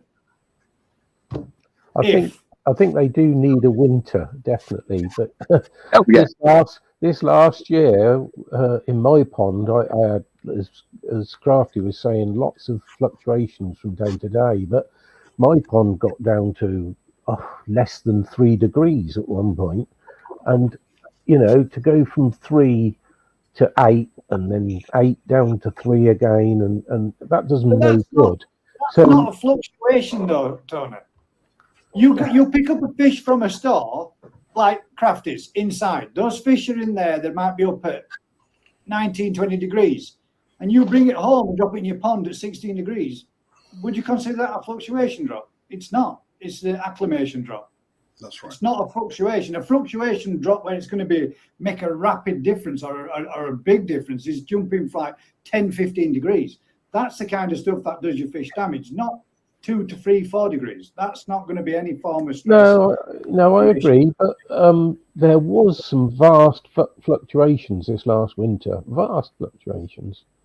I mean, I kept. I've got a book somewhere. I kept day-to-day records of the temperature of the pond, and it was terrible. Yeah, the old graph was going. Yeah, but my question is that you're saying, what I'm trying to say is that it's not instantaneous. No. It's gone from 4 degrees being your coldest, and it might have raised up to 8 degrees through the day, and slowly come back down to 4 degrees throughout the day. Chuck a load of mealworms in. From 8 to 12, from 12 straight back down to 4. Those are generally gentle increases and decreases. Yeah, I think what you're on about is drastic temperature swings. Yeah, if you get drastic ones, it's where it's going to be an issue. But your fish are sat there within that body of water going gently up and gently back down again. And they're doing that day in, day out, from, let's say, a hot summer day to a cloudy sunny day. Summer day. I agree. I agree with that, except for most winters, I agree with that. But this last winter was different somehow. I found you did have it down south, didn't you, more than what you have for a lot of years, didn't you? Further down south. Yeah, minus 12. Some real dramatic drops, didn't you? Terrible. I mean, last year we did, yeah. The amount of shrubs that I thought was hardy in my garden that I lost was incredible this year. The difference being for somebody like your temperatures in winter down there like that, that's normal up here up north. That's normal. Dropping down to 4 degrees in your pond, that's an average every day, every winter. It's not. Yeah, I must admit, where I live, I don't see very much snow, because I can tell you a quick story. A few years back, we had snow on the trot for about 3 years, and I was fed up with buying salt from a garden centre at extortionate prices. So I bought a pallet load. A whole pallet was delivered. It's never snowed since. It's in the shed. I could supply, the whole village. See, to get 2 foot of snow in my garden each winter, that's the norm. Go back to 2013, I had 6 foot of snow on my estate. Now that's no shit. It was up on my front door. No, it was snow. It was literally, when I opened my front door, there was no door. It was literally a complete white blanket across the front of my door. Did you go work? No, we couldn't, mate. Couldn't get out until a local farmer come round with a tractor and cleared his estate. We couldn't get out. It's fucking British, man, that is. Sprinkle of snow, can't work today. Yeah, the country comes to a stop. There was vehicles that were buried on the main road, and they were buried under snow for 4 weeks, up to the roof of the car. Running. Yes, you are right there, yeah.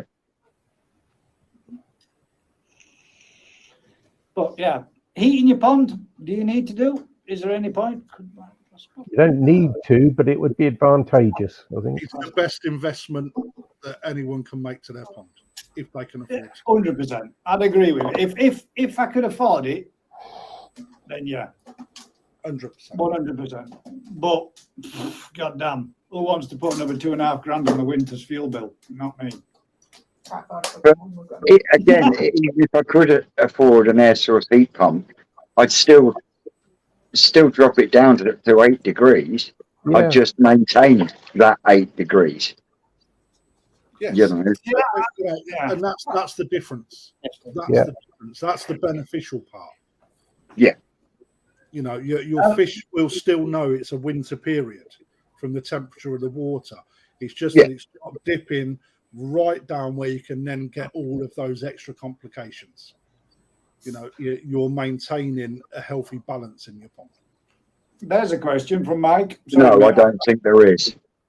Is there any point in heating in the winter without adding lighting? Not if you're looking to grow. If you're looking to grow. Doesn't matter. If you're if you're sitting at 18 degrees plus, then yes, you need to extend your lighting to go with the temperature of the water. You know, but again, it's one of them at a nighttime cycle. Who turns their air source heat pump even in the summer off to maintain them water temperatures? I tell you now, not a lot of people will. My growing on tank's sitting at 24 degrees, and the lighting on there runs on an 18 on 6 off across the board. But your water temperature remains at the same parameter. Yeah. Here's a question. Elizabeth R. again said, have you guys ever done crossbreeding with koi? By what do you mean by crossbreeding? Crossbreeding koi with something else? Or are you thinking scaled to non-scaled?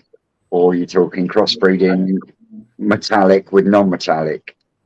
And in the East Coast of Virginia, it's 4:10. I'd suppose, Elizabeth, give us a little bit more. What do you mean by crossbreeding? Because there are very few fish that will breed with a koi. Yeah, unless they're meaning like a mirror or a common or something like that. Yeah. Well, carp still. Still carp family. What's the word? Goldfish and carp will crossbreed and hybrid. Yeah, but the young will be void and not able to breed again. Fucked up is what. Or do you mean perhaps maybe breeding butterfly koi with? Don't swear at me. Oh, just Sankey butterfly koi. That's my hand. Anyway, Shane's joined us to let us know about his new project. So over to you, Shane. Yeah, so what we've done is we've got the 8 foot by 6 foot greenhouse. It's been set up top of the garden for forgotten how many years, not being used really. So we decided that we got for those that have seen the video will know it was supposed to have been a 6 foot by 4 foot swimming pool. Then they changed on the delivery note to 6x6, and then it turned up at friggin' 7 by 5. We definitely won't be using that company again. We did get a slight refund back on it, so in total it only cost us 50 quid. So that's not too bad. Granted, it gives me less than a foot to actually get in the door to actually do anything. But one thing we're looking at doing is potentially going solar in there. So I was going to use like a 12-volt caravan shower pump and things like that to pump it through into the filter system, as well as I believe we can get a 12-volt UV as well. Granted, they are not much change out of 130, but you can get them less than that. Can you? So are you planning to run the whole system in the greenhouse on solar? Yes. Yeah, that'll be the whole idea because it's 127 foot from the house. How are you going to do that in the winter? Well, I'll have to try and get enough batteries to have a store and a backup. And obviously, if you change the angle of the panel, then that can obviously help as well. So in the summertime, I think you have it at 45, and then the winter time I'm trying to remember what it is now. I think it's about 35. Won't be much of a greenhouse if you put it in it, would it? No. No, you can put them on the roof. Yeah, the panel itself will go on the shed. That's it. That's next. Right. So you're going to be running off of that. So will you just get on and eat your fucking mealworms? And the cable will come through. And You have to excuse Vince. He has these outbreaks like Tourette's. Vince is, in case anybody's wondering, Vince does have Tourette's, and occasionally his alter ego steps in because this is sophisticated Vince. But occasionally his alter ego steps in and has a little relapse. So, which is, hey, look at that. Sorry, Either but that or the crazy little Mexicans running around like an absolute lunatic. so the project's going well. Then are you off the Yes. up and running? I haven't watched your latest one, mate, but I did watch the one prior where you were explaining to everybody where you were going to go, what you were doing. I haven't watched your latest one if you've dropped something recent. Yeah, so the obviously the pond's in there. I had a slight issue with the filter that I had, as you would have seen, missing one of the screw threads basically to lock. Postcard on the pub. Yeah. There is one in the post. I'm sending it up to him. Yeah, appreciate that, mate. So yeah, at the moment I'm running 2 of the large, extra large sponge filters in there at the moment. You're gonna make me blush. They're like this kind of size by like that. So that's in there at the moment. We did have a delivery today from New Forest. Should I do it? Should they work? Hang about. It's been specially requested, and just because I love it so much, Vince the Twisted One, the GKP at no count accepts any liability. It's happened. I still need to make some more of them. Got to Yes, make you it all do. right. Sorry, carry on. Yeah, we did. So we did have some turn up today. We did order 5, but it turned out that the guys actually sent us 7. So who bought you these fish then, Shane? A good friend of mine over in Canada. Cool. Is he a YouTuber? Yeah, not a YouTuber, but a subscriber. Oh, wow. Happy days. Yeah. They're interested to see how the grow would go on in the greenhouse. You know, they'll have enough space and everything in there. Let's say 7 foot by 5 foot, plenty of room in there. There's only going to be them in there for quite a while, so they'll have plenty of room to mature and grow. So is this just for you to watch? Sorry, Vince, come on. No, you're right, mate. You go first. Is this just so you can watch their progression, so you can learn on how they do progress? Yes. Yeah, complete learning curve. But also for anybody else who's like obviously, likes to watch and see like the different growth and what can be done and what not as well. It's also a way of documenting it that way as well, so that obviously not only do I learn, but if someone else can pick up from it as well and see something different and learn something as well, then it all comes up. So what are you going to do with the insulation side of things, bearing in mind that come greenhouses come winter, there is no insulation? Are you going to keep your heat and warmth in there? So on the bottom, I want to say just under half, I've got a friend of mine who's probably may have some Kingspan coming available soon. Because I know you did on the last video that I watched, you said that you might bubble wrap it, but there's zero insulation in bubble wrap, mate. Absolutely. No, there's not. So but if you can get some Kingspan sheeting that you can put up around your parameter walls, one, it'll reflect and keep the heat in, but you'll also be able to maintain some of that heat in there. If you put, like say, for example, if you were going to heat the room, it will keep the room warmer. And you can do it just by a real small, simple method of like a lot of garden keepers or gardeners use like paraffin heaters. Yeah, I've got one from when I used to have that, but I wasn't sure about putting that in the pot in there. Well, as long as it's vented, mate, it's relatively safe. But you can also use now the new oils, like like they have for inside your house, where you can burn like these little small stoves. I forget the name of the fluid that they use. God damn it, I'll remember it, mate, and I'll try to find out. But you can burn them inside your house to produce no carbon monoxide. So it's you can get it like bottles of B&Q. Like it's a clear liquid. It's not paraffin, but it's very similar. You can get greenhouse. The old methylated spirit. No, it's not methylated spirit. I was going to say, because that would give out gases, surely. Butane. Yeah. No, it's not. It's not a gas. It's a liquid. I've forgotten. Come on, guys. Somebody out there must have one of these little. You can get them as a replacement fire for your living room, and they kick out like 5.3 kilowatts of heat. And all it is just a tiny little tub. You pour the liquid into it, you light it, and it just burns away.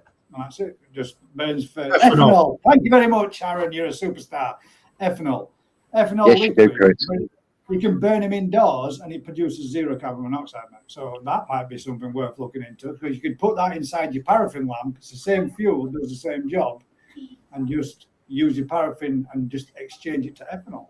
That would keep some. Or you could get one of them like diesel heaters that everyone's starting to use now. Small, compact. Like Andy from Barbecue. Yeah.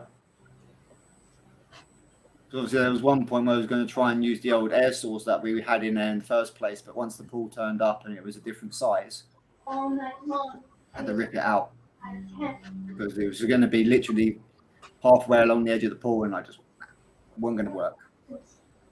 I tell you one thing you can try, mate. Kingspan, you use it obviously all in construction straight, but if it ever gets any knocks or dints or damages in it, you'll find that some sites will stack it all up and pile it all up, and you might be able to get it cheap, mate, by going up to them and approaching them and saying, I did all my shed with damaged boards.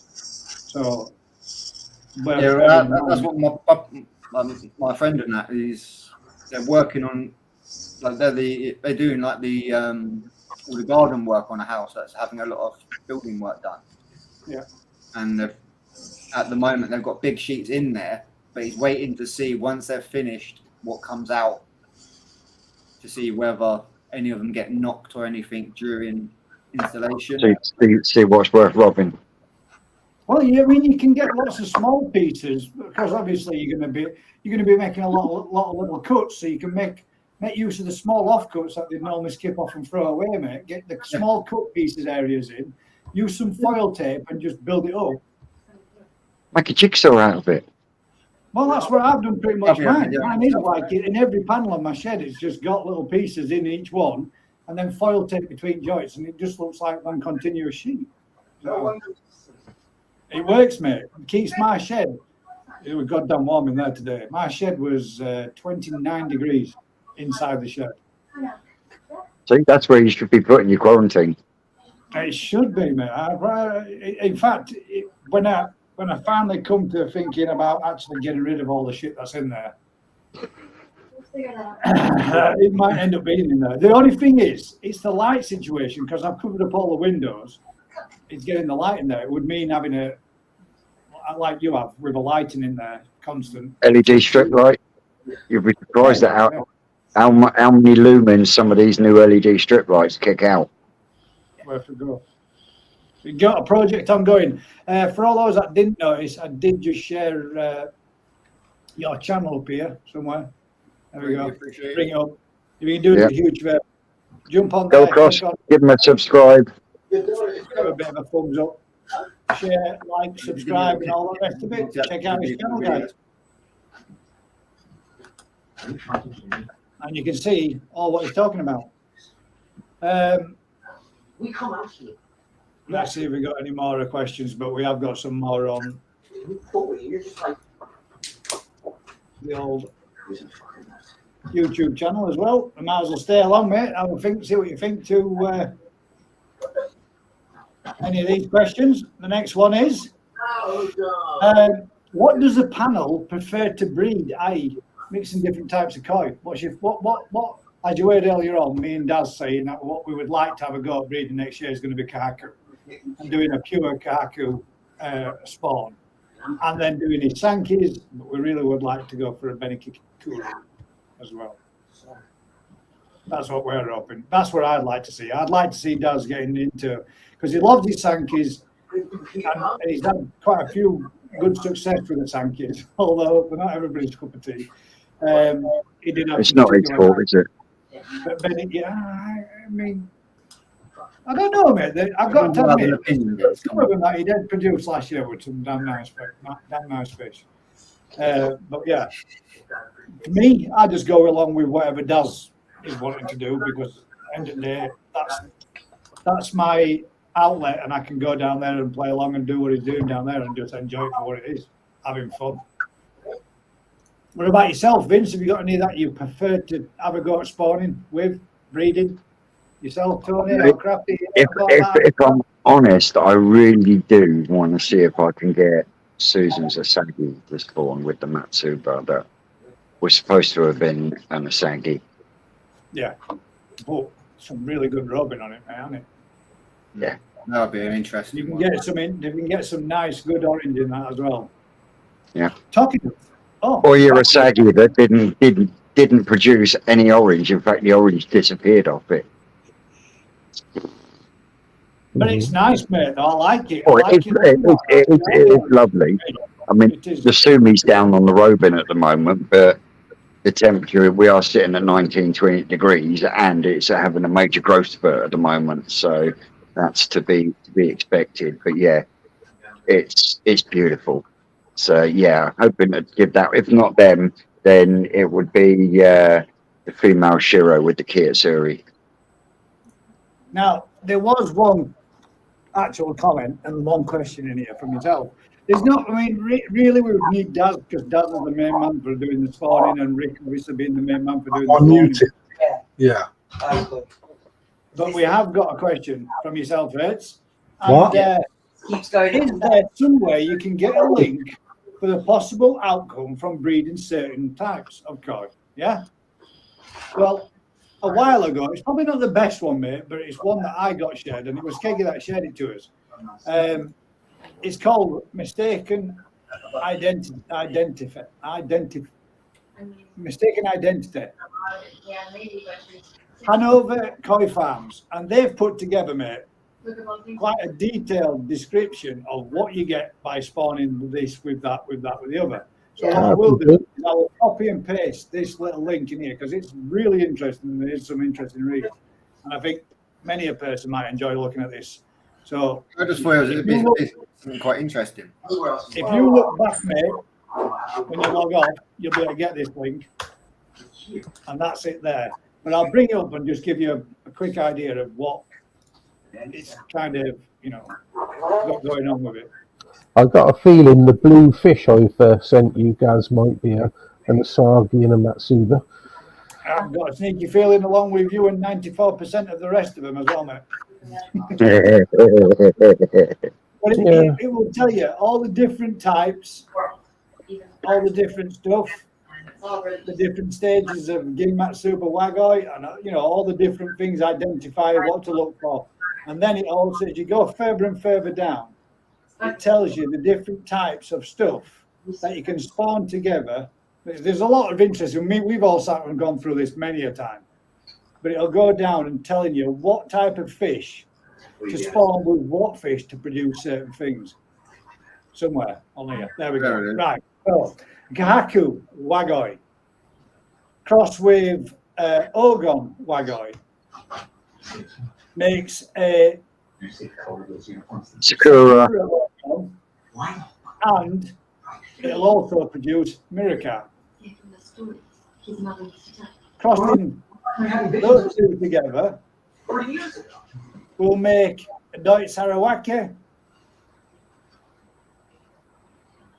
So if you want to produce Deutsch Sarawaki, Miracat and Harawaki Wagoi or a Sakuri Ogon will produce Deutsch Sarawaki. So Victor said Kisui Deutsch cross an Ogon will produce Kikasue Deutschu. So, there's quite a lot. If you read through it all, it tells you all the different bits and bats and what you can make and what produces what. But it might not be everything you're looking for, mate, but it's at least. No, but it's something just to do a bit of extra research. But I think you might be able to research further on this actual channel, on this website page, and find out more and more of all the different types. Like, there's all the information stuff there, which does give you quite a lot of different bits of information, mate. So hopefully. Never heard of that site. I'll have to take a look. Yeah, it's pretty cool, That'd mate. be quite interesting, that one. it's all the stuff now. It's an interesting read. That particular that also links you to their whole site, so there's everything on there: photos, galleries, contacts us, koi prices, because obviously they're selfish and everything. But there's a lot of information on there. I'm pretty sure it was Skeggy that shared us that link. So that's one. Something we've looked at, and watched, and gone through and checked out many a time. So the link there, mate. So the next one. Let's go on to the next question. This is one from Mr. Webb, and it is question number 1, because there's 2 questions. In the panel's view, is there any real benefit to running a trickle in, trickle out setup? Everything is a story. I personally don't run a trickle in, trickle out. You'll find most systems that run a drum will have a trickle in, trickle out because of the water that's been taken out of the system by the drum. But again, for me, it's all down to personal preference and also to a degree what filter system you're running. Whatever was in your blood. When it comes to drums, it's a necessity, isn't it? You've got to replace back what you're taking out on every 20 minute, 30 minute, 40 minute cycle, depending on. Unless you've got your cleaning pump in the bio stage and you're actually using pond water to clean. So, but even then, you still got to replace what's being taken out through the chute. So, yeah, you are going to have to need some kind of automatic top up when using a drum. Period. Which will be in effect trickle in, trickle out. 100% you require it for certain filtration. Is it something that has any real benefit in doing on a pond in a Nexus system? I do it with a Nexus system. Don't need to do it, but I do. I choose to do it because I don't particularly like doing larger water changes. So that's the benefit then, isn't it? So rather than having to do larger water changes, you do a steady increased water change throughout the week and then do a small water change when you do a filter clean at the end of the week. So that's a benefit. Any negatives? For me, it's not something that I would advise anyone to do, a trickle in, trickle out. Personally, if you look at the body of the water that you've got in your pond, what you really try and need to do is purify that pond water to the maximum, and only adding water through filter cleans is required. A drum, in my opinion, if you're using your pond water to do the clean rather than the mains direct, you're constantly putting in, right, you should be pre-filtering your water, but you're constantly adding, tap water into a system, which can bring its own issues. When you've got a constant trickle in, most people, if they do a trickle in, they don't actually look at how much they're trickling into their pond. If you do it at a level where you're turning over a 20% water change over a week, excuse the gunshot. If you're trickling in too much, you can create, like, if there's metals in the water, etc. You need to make sure that you're filtering that out before it hits your system. If you're also maintaining a trickle system where you're doing a 20% water change throughout a week, which is what is recommended when you're keeping koi, you'll find that the trickling is extremely, extremely slow. You'll find most people that are trickling in, trickling out are running their systems way too fast anyway to even benefit. Yeah, but sometimes if a drum can actually cause that to happen, there are certain drums that are on a cleaning cycle of every 20 minutes, and the amount of water that goes through their high pressure system is absolutely insane. Right, so the indoor pond at our place runs off an Oase drum system, and overnight I turn the water off because I have to, And when I come in the morning, I can find, a foot of water has actually gone overnight on a 5,000 gallon pond. So that just shows how much water you're using throughout a whole day. You're looking at a good 30, 40, 50% a day that you're turning over. There you go. Well, especially as like the mains water companies, as we know, can change really quickly on what they're actually adding at the plant before we even get it out of the tap as well. So right, you do something like that, and it all of a sudden, what seems to have worked for 6 months, all of a sudden causes you a giant ball ache. Huge pH drops fruit flow like mine has. Mine was a steady 8. Not the last season. This year it's garbage. It's free. Yeah. I keep having to buffer mine up because when I do a 20% water change, I said Usable. Yeah, it's very doable, but I have to KH back up or buffer back up because it drops on its ass, which Mike thinks is hilarious. Yeah, it's true. When you had a look at the pandemic, there was this scare that coronavirus was transmitted through water source. So they actually put the chloramine values up hugely. So you started to see a lot of issues through trickle in, trickle out systems. There. So. But if you get your trickle in at the correct rate, which should match what you would normally do on a water change, you're shocking the pond far less with the trickle in than you would with the water change. Not necessarily. So you're revitalizing your water when you're doing your 20% change after filter cleans. When you do a constant trickle in, trickle out, unless you've got the parameters set correctly, a lot of the time people will do more than a 20% water change. So therefore, the water that you're trying to contain within the volume of your pond, again, that is what you want to circulate in your pond constantly, where your gassing off systems are doing what they do, your filtration systems are doing what you do. So your filters work less hard with all the other additives that are in the water. By having a constant trickle in and it being too fast, you're injecting all of the additives from your tank. I agree about it being if it's too fast. Yeah. But if you've got it like a leaking tap. Yeah, and that's a way to put it, yeah. Then it's literally. It's all relative, isn't it? It's all relative. It is. It's all relative. Mine's more of a drizzling rather than a right trickle. Question on the screen. Now, I had a conversation with Ricky last week or the week before.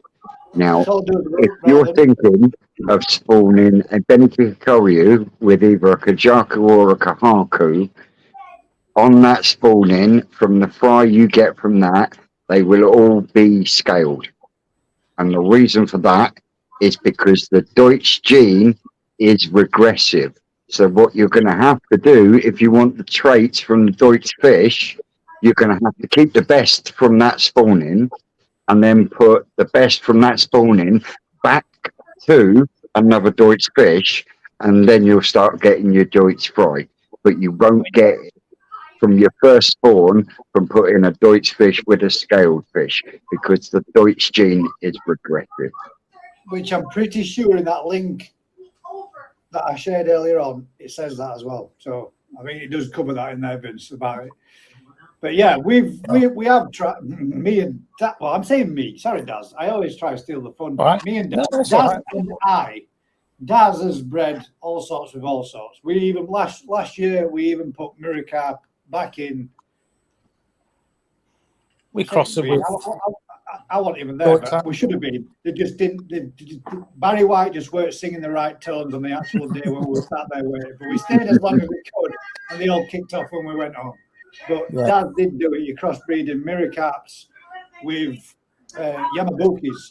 That was a surprising outcome, which threw a lot of random-looking fish. But a lot of generic same-looking fish and some multicoloured-looking mirror cat. But the interesting thing, though, Gaz, was what spawns you've done, Daz, actually, right?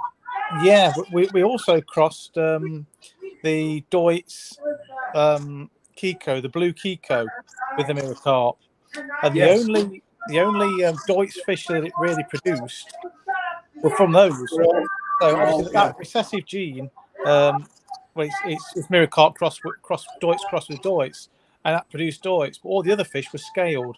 Now you could see the pattern, the Yamabuki pattern, and the key Utsuri pattern on the fish on the progeny, but it was sort of like coming through, and it was all scaled. They're all scaled versions. There was a single Deutsch of those amongst them.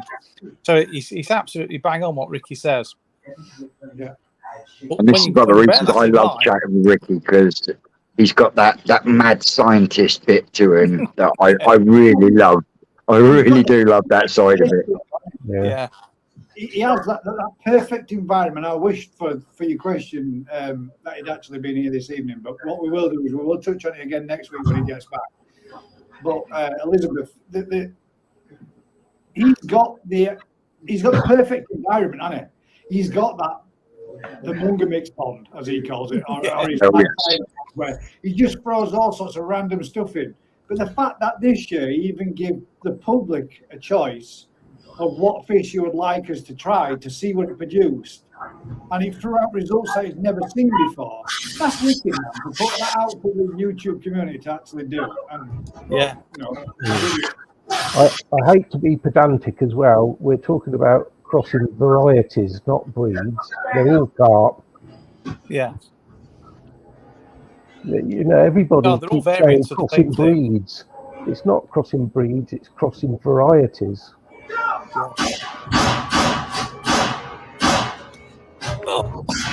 He got me.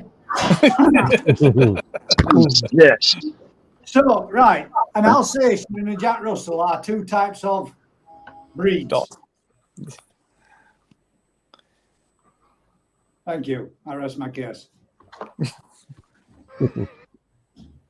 So, a Kahaku and a Sankey are two types of what? Breeds. Breeds. Yeah. Two types of breeds. It's still referred to as a breed. No, they're a variety. They're all variants of the same species. But you would refer to an Alsatian or a German Shepherd or a Staffordshire Bull Terrier or whatever, any type of dog as a breed. You are a breeder of specific type of dog.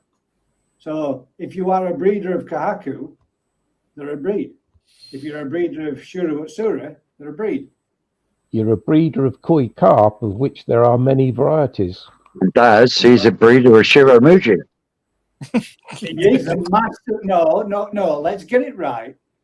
A master breeder. Yeah, I got it. Master breeder, Shiramuji. Yeah. It's all turned to shit this year. They've only got one. Right. So the second question from Mr. Webb is, again, in the panel's view, is it really worth chasing that fines-free, crystal clear clarity and 100% perfect water parameters, or should we as pond owners just step back, leave well alone, and let nature take its course? Don't chase numbers. Clarity's up to you, what you want at the end of it. It's not It's down to us and what we like to see. It's not anything different. I would put something in the mix. I would say clarity is important, so you can see your fish from a health point of view. Because if your water's green, if your fish develops an ulcer, you won't even know about it till it's too late. That's true. But then you say that it's not important to a point where it's like a necessity in order for you to have a I mean, some people get crazy with it, don't they? No, you don't have to be obsessive, do you? It doesn't have to be clear. If you take a fish from slightly murky water and put it into a fresh, brand new, clean vat, that fish is so skittish, it's shitting itself. It's petrified, isn't it? It's spooked, it thrashes, it flies around. So too much clarity, the fish feel unsafe. I would say to the point where they're petrified because there's no natural environment for them to shade, shadow, hide away from, or to keep away from a predator. So it makes them more on edge. I'd say that for sure. But as they settle into it, they get used to it and they realise that they're safe within their environment. That tends to dissipate throughout the period of you keeping them. Yeah. 3,000 gallon pond, crystal clear, 13 watt UV. Yeah. But I like to keep my ponds pretty clear, but I like to have lilies in as well, and that gives them a lot of cover. Makes them seem to feel at home. I don't like an empty pond with nothing in it except fish. Doesn't seem right. Doesn't seem natural. Less clarity does mask UV rays. Yes, I mean the truth be told, when you look at a Japanese mud pond, they ain't crystal clear, and you can't see those fish until they get within the last 6 inches of the water, and those fish thrive on it. So, they want to mud around. They want to look at any lake, aren't you? Any lake where you was fishing the other day.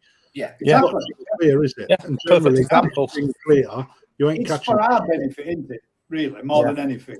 It is. I agree. You can see what you said. Only, mate. It's just so we can see the fish.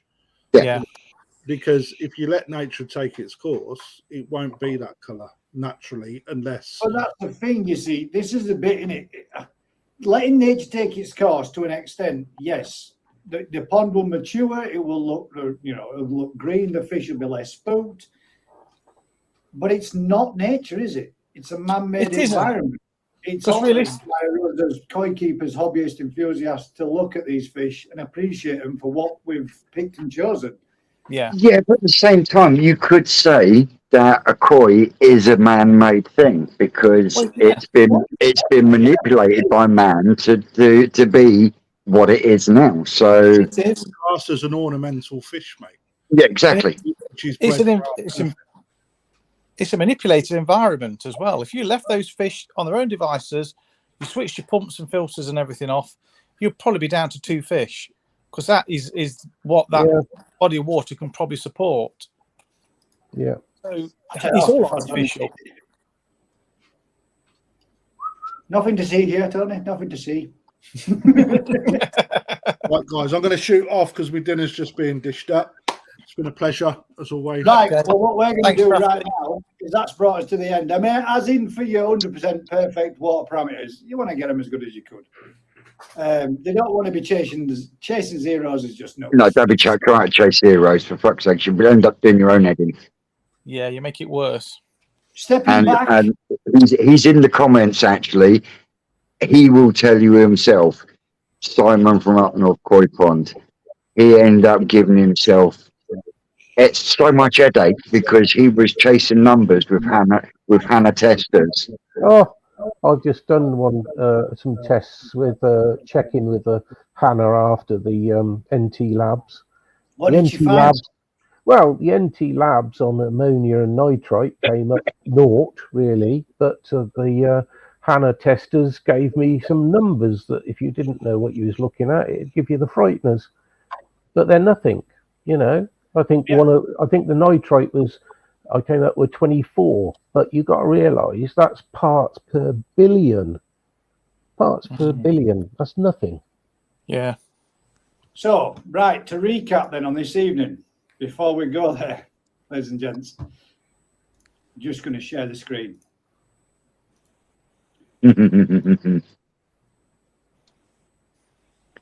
This is the colour blue. Varying shades, but this is the colour blue. So here we go. Let's begin. My camera's not very good at picking up blue. Mr. Taylor, this is the best one I thought for sure. This one, Mr. Taylor, is wicked, mate. That's a new shade of blue. That's got a blue nose. Yeah, but we could all be colourblind. It's a pretty Hannah Shasui, don't get me wrong. This is it. This is the thing. I am not knocking anybody's fish. I'm not, but Yeah, I'm finding it hard to see the blue in That's that. orange. That's not. That's orange. I'm hoping mine's going to look blue, but the camera didn't pick it up very well. It's an orangey blue, though, isn't it? It's got a blue nose. And just in case you weren't sure, was a closer version of that orange. Now, granted, these black scales across its back, Potentially blue. but the category was any type of blue koi, not any type of koi with blue on it. Very pretty Hannah Shasiri, though. Yeah. What the hell happened then? Don't know. I don't know. What have you done? That was You weird. fucked it now, haven't you? My whole screens just went white then. As long as it doesn't go blue screens to death, I'm not bothered. White I can handle. That's just the graphics because I've just updated my graphics. God damn it. But yeah, Will's winning tonight. What's Will winning? one very nice fish, mate. Yeah. Yeah, That is a very nice Hannah Shasiri. yeah, nice Definitely not body blue. on that. And that does have a hint of blue across the. It does have a hint of blue in the zipper, yes. If we go to the colour chart just to see if that does come into the category of blue, No, Black. Or is that very dark navy? it's quite close. It's quite close. That does fall into the category of blue on the fish. So we'll let you have that one. Now then, Miss Stella, we got more of these. Honest to God, we got more of these this time than what we actually did on the evening when we asked for people to share. they're very pretty, Saggy. It's a nice saga. Very nice. I like Who's that. does that one belong to? Chris That's Taylor. Chris Taylor's again. Oh, sorry. Skip through there for quick. But I would Nice say Saggy, Chris. that is a very nice Asagi, isn't it? Very nice. Yes. Mm, And do we class that as blue? yeah. Yeah. Because an Asagi is a grey blue Matsuba, isn't it? Yeah. I'm glad you said Yeah, that is a pretty Asagi. Yes. That's Real right. nice, clean head. Yeah. Nice scaling in the Matsuba. Mm. Great body shape. Yeah.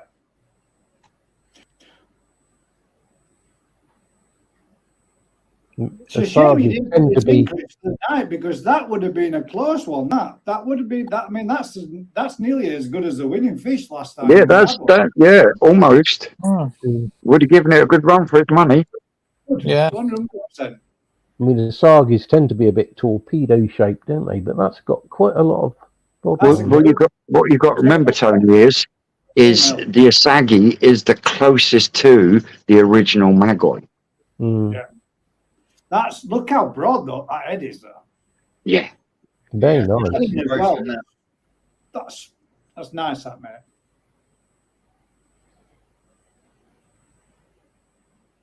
Gaz, we can't see you at all. Oh, right. Oh, that's a bummer. Yeah, you've gone. Oh, There we there go. he is. That's why it went Oh, he looks a bit like Max Headroom now. wide. Thank you, Mr. Trump. Nobody else told me that they couldn't see me, did they? They're all keeping that one nice and secret. Right, let's go down to the next one where we've got. This one is the same fish. And it's this little one. But when you look at this fish, this is pretty.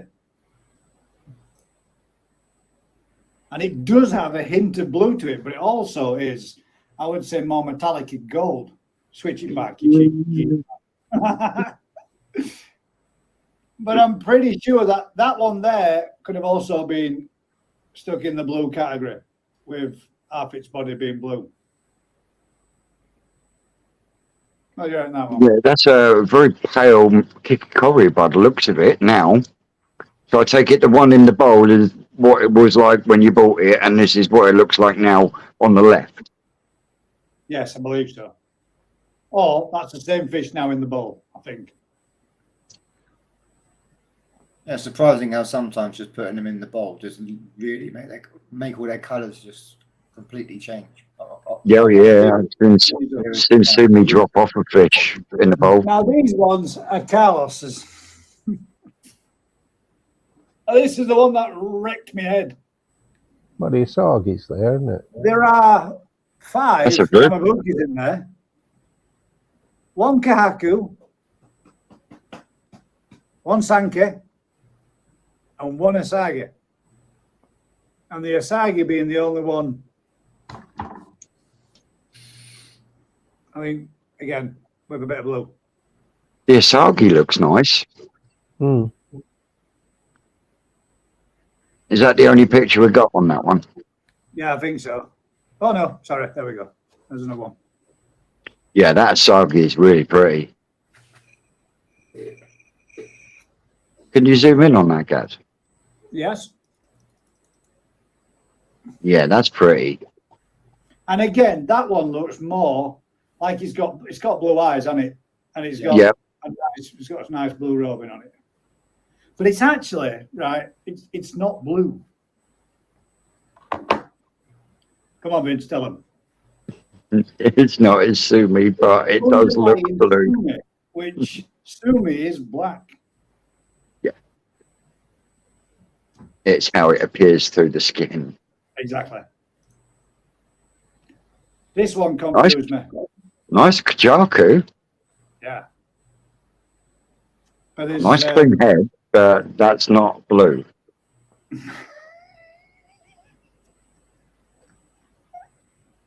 Shades of grey. What, 50 of them? Ooh.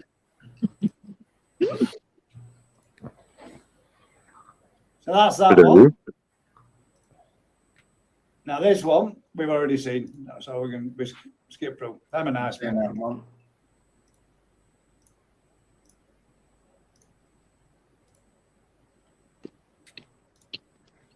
Simon Smith. That looks another nice Sagi, doesn't it? That's what I mean when we ask for a Sagas. That's nice, man. That's lovely. That is lovely. Got a real nice deep benny to it. Oh, God, Yeah, just got to choose a colour for the next one, haven't we? You know,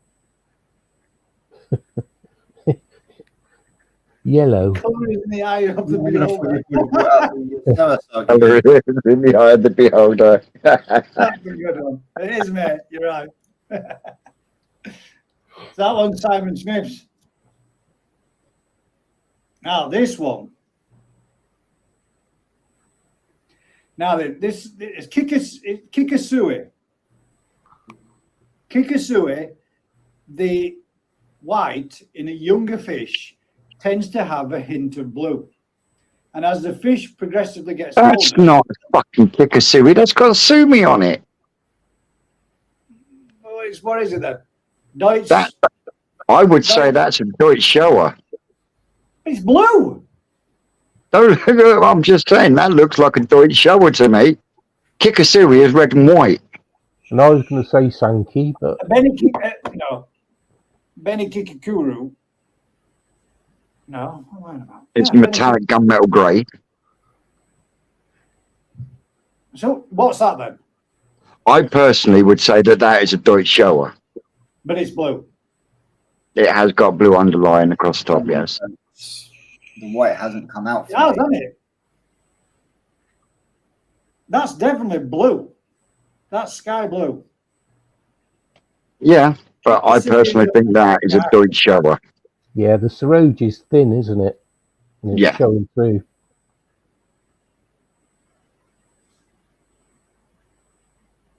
Still a young fish by the looks of it as well. A Shiro with Sumi underneath appearing blue. Blue Daitsu shower. That's a nice fish though. I like it. That is something different. It's lovely. Lovely. Wow, Simon, that's a nice fish. But that's Well, definitely it could be a Deutsch Gotski shower.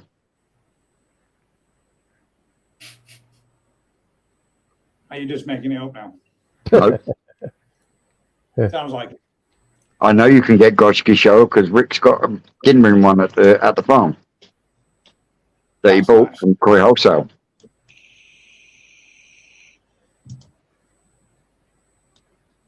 That's a prettier saggy. I really like the Benny on that.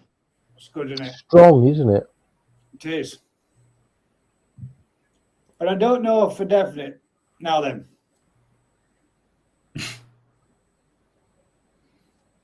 So a Ginrin. That's a little Ginrin, a saggy.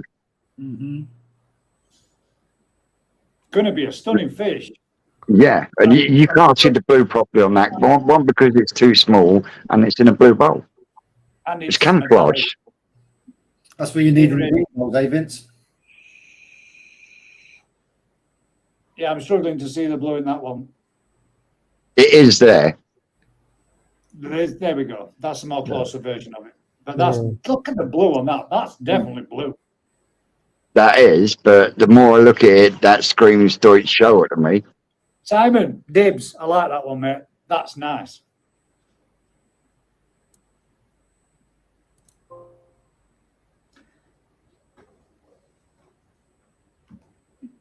What's that one, Simon? Where's the blue? In the bowl. You get in the bowl. I would say that's not blue. That one's not blue. Again, different fish, very nice. All right. She ain't blue. Oh, nice. Come on, Rudo. Yeah. But that again is underlying Sumi. Yes. Very nice. Come on, Rudo. Yeah. What's the category that we said? Was it any fish in a blue bowl? But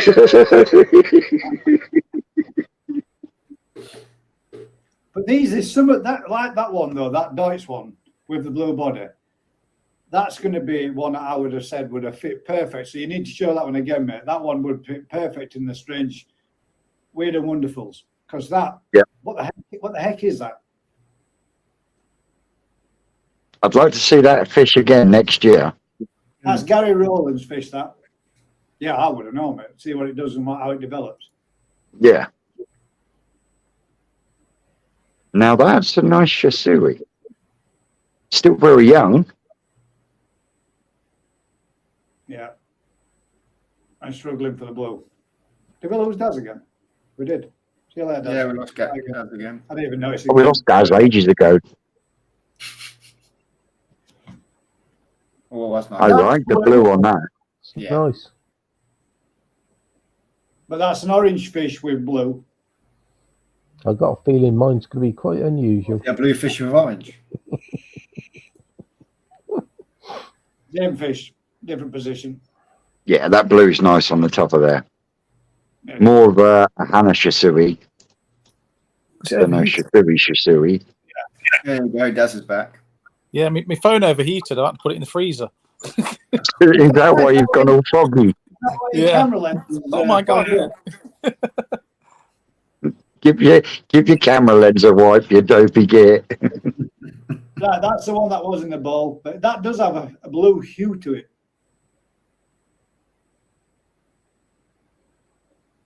But again, that's something different. That Is that scaled or is that Aragoki? Aragoke.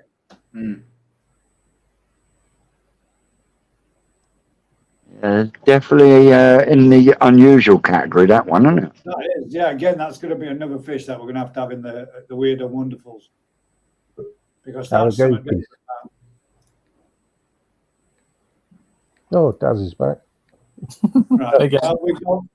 Have we gone through all the fish that are in that one? So now there should be a whole batch of them. There we go. This is now. I don't know this time if you decided to go not be anonymous, which might indicate as to who Mr. Anonymous was. But these ones are from Mark Chetter. So that tells you who the other ones were. See, that one I say he's pushing it. That one is pushing it, isn't it? I mean, come on, Yes. Mark. That's not blue. Got really nice clean head, and so now that is a beautiful Shisui. That is nice. Mm. That's the best Shisui so far. Yes, real nice pale blue across the top of there. I could almost be tempted. I mean, not that I'm a fan of a budgie, but I could be tempted to say dibs on that one. That's a good one. In fact, I will do, just for the record, Mark. Dibs. Yeah, That's good. That's a good example, that, isn't it? yeah, I like that. I like that a lot. But yeah, I think we're stretching blue. Blue, slate, grey scales down the central zip, and possibly blue. Almost black. Scales, slate. Let's go. Let's.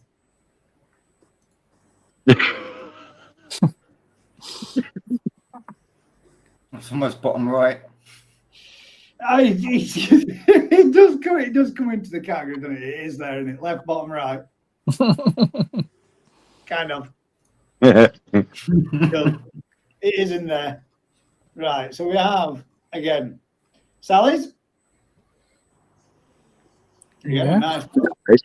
That look, Sally, is that a new forest fish? That's Hana Shisui. What are you on about budgies? That's what I call a Shisui, mate. They look like budgies. Don't listen to me, mate. Sorry, Will. Now, That's the Yamatanishki.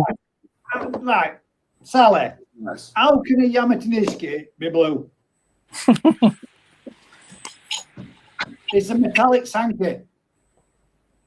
White, black, and Sume. Is that the growing show one that she was supposed to have sent to me? But I think you're stretching that one.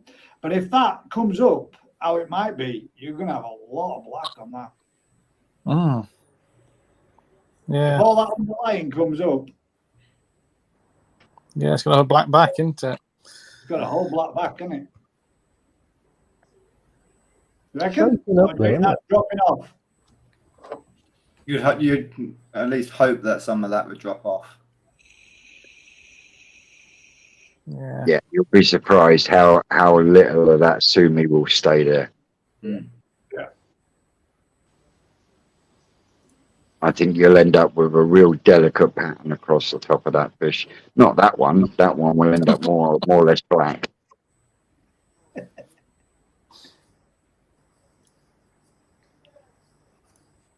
That's the one. That's it. The them ones.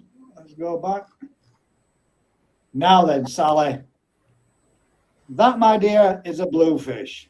Yes. Yep, Yeah. on the nose.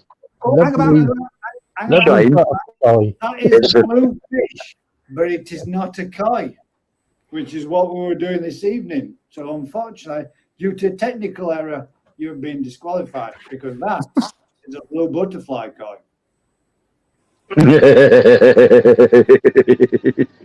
Yeah, we've had the Blue butterfly one. section. Yeah, blue that a butterfly? nonetheless. But that is really nice. That's a That's butterfly. blue. The size of the pegs. Pretty blue. That's all blue as well, though. Completely blue. These Any pegs are any massive. blue koi. I think butterfly koi fits into that category. I'll let you have that one. So that could be a contender. Yeah. That's the first proper blue one. I'll dip that one and send it to Vince. Fuck off. If you send that to me, I would have that in my pond. That is lovely, I think. Mine for Thursday night. Again, I'm really going to struggle to see the blue on this one. You are because of the ginnering. That's not really going to become apparent until it starts getting a bit bigger. Sankey. Sankey. That's pearly. That's the older one from the last video, I think. I do believe. So, and then we're going back in. Hang about. Is these Dales? Dales. This is the. That's happening here. His phone's dithering about today, isn't it? Oh, there we go. In the video is a young Asagi, a bluish grey one with a red head.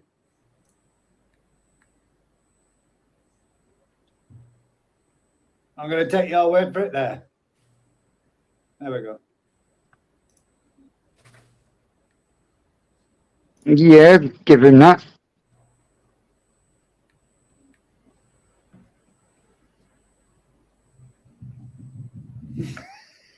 Jerry says, why disqualify just for it being a butterfly coin? You mean bugger. Any blue coin. So I removed the...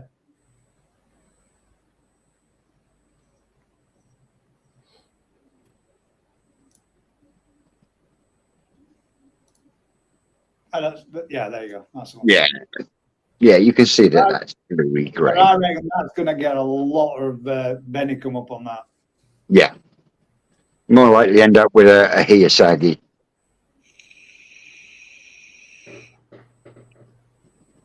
So far, yeah, I would agree, Gary. So far, the butterfly koi is the best blue one we've seen.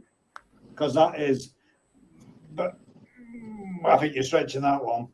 That is a goshki. But Goshki stands for 5 colours, and blue is one of those colours. See, I was going to send in a little video of the one that I got today, but I thought I wasn't sure. How do you feel now you've seen other people's? I bet you're wishing you did, aren't you? Yeah, you should never be not sure. Send it. Send it. Send it full send. Now that one. Well, that's interesting. That's a snow asagi, isn't it? I was just about to say, is that a snowy? No, because you've got the robin on it. On the snow asagi, you don't have any robin. You just got that pure white across the top, haven't you? It's going to be a very unusual asagi. Yeah, I like that. Coochie Bene. Mine's unusual. Bene. Not on the nose, on the lip, Coochie Bene.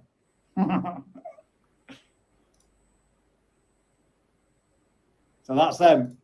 Let's see what else we've got. Lisa's. Now that's nice.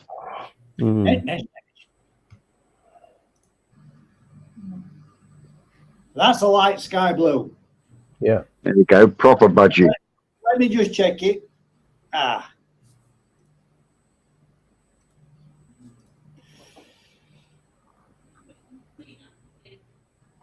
Yeah, It's proper not- budgie.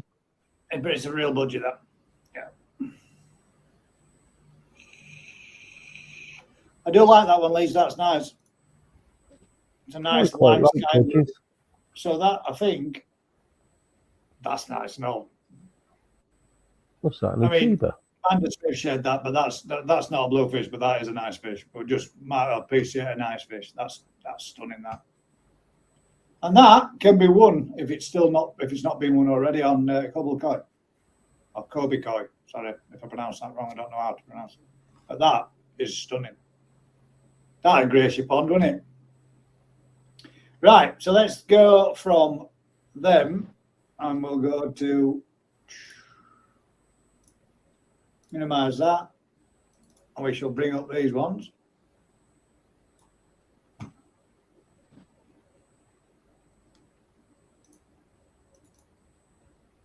Yeah, I don't like Goramos, Chris. Is that our Jigsy? That is Jigsy's. See, I recognise that fish. He had that from me last year. He did, mate. He certainly did. And that'd be the first one. That would be Aaron's from Humber Kois, which does have Oh, Aaron, you're stretching that. That's Benny Kikuru, isn't it? yeah. You can see that the metallic on the zip. Yeah, but when they're younger, they do have a hint of blue to the white, which as they grow older, they do. that grows out and they do become more of a platinum metallic white.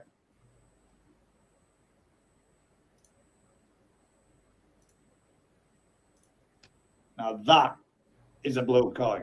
That's nice. That is a nice Shisui. There's your proper budgie there because you've got. You look at if you zoom into that one, Gaz. You've got that's cock on that, mate. That yeah. is, If you can zoom that one in, Gaz, you can actually see the separation there. You've got your blue, you've got your white, and you've got your orange going across the bottom. You've got your three stages of colour there. I don't think that's got orange on it. I think it's pure blue. Oh, I think there's orange around the bottom end. Jigsy, is what's it underneath? It's white underneath. Yes. That, for me, mate, so far is the best one. But what's the breeder, Jigsy? Because the orange might come later on as it starts to grow. Very much like summer saggy. Now that zipper is sublime.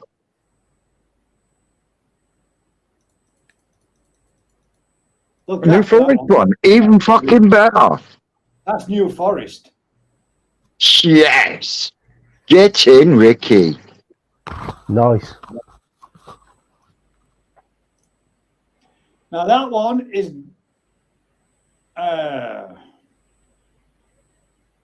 Kimatsuba?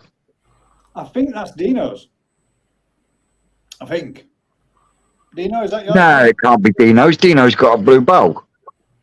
Yeah, but he's I'm pretty sure it is.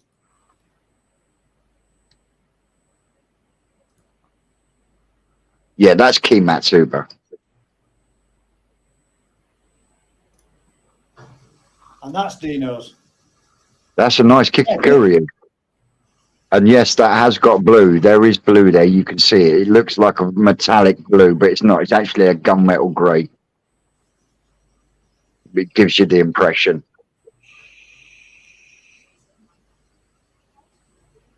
Nice fish, Again, though. bit of a nice one. Now this one.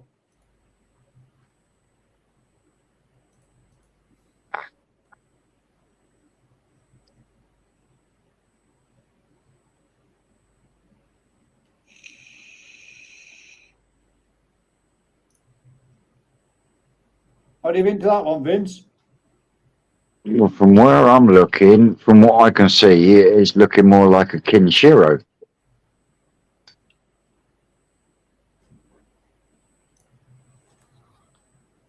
Any particular place you might have seen that before?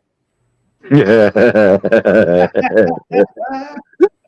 There we go, Mike. Mike said it looks like he's got perhaps maybe a hint of blue in it.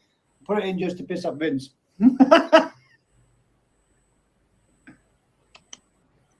Bastardo. Me and you, Mr. T, we're going to have words. How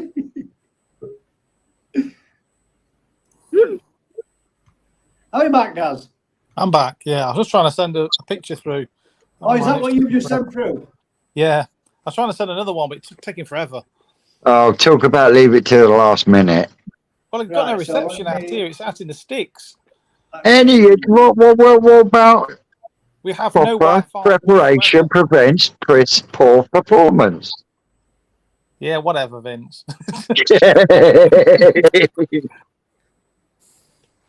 That's white. I told you the camera didn't show it properly, didn't I? Now, come on, Tony. You can't convince us that that is blue. Well, it's blue in the pond. Got a little bit of problem with its dorsal at the moment. That's not blue. That's more black and grey, mate. Fair size to it. Beautiful body shape. Where'd that one come from? I think that was a New Forest koi from some I was years going ago. to say that Matsuba looks familiar. You'll probably find that's come from the Goshki line. Didn't like being netted. It stressed it up being involved, didn't it? It's got red everywhere. Yeah, that would have come from the Goshki line, looking at the robing on it. Mm. You know, that fish was more or less plain white when it was younger. Did you have FMG? Snowsagi. That's the best comment of the evening. Did you have FMG in the time, Tony?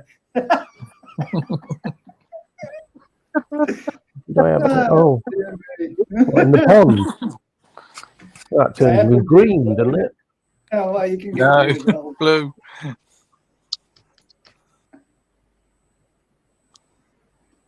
Well, that's Tony's.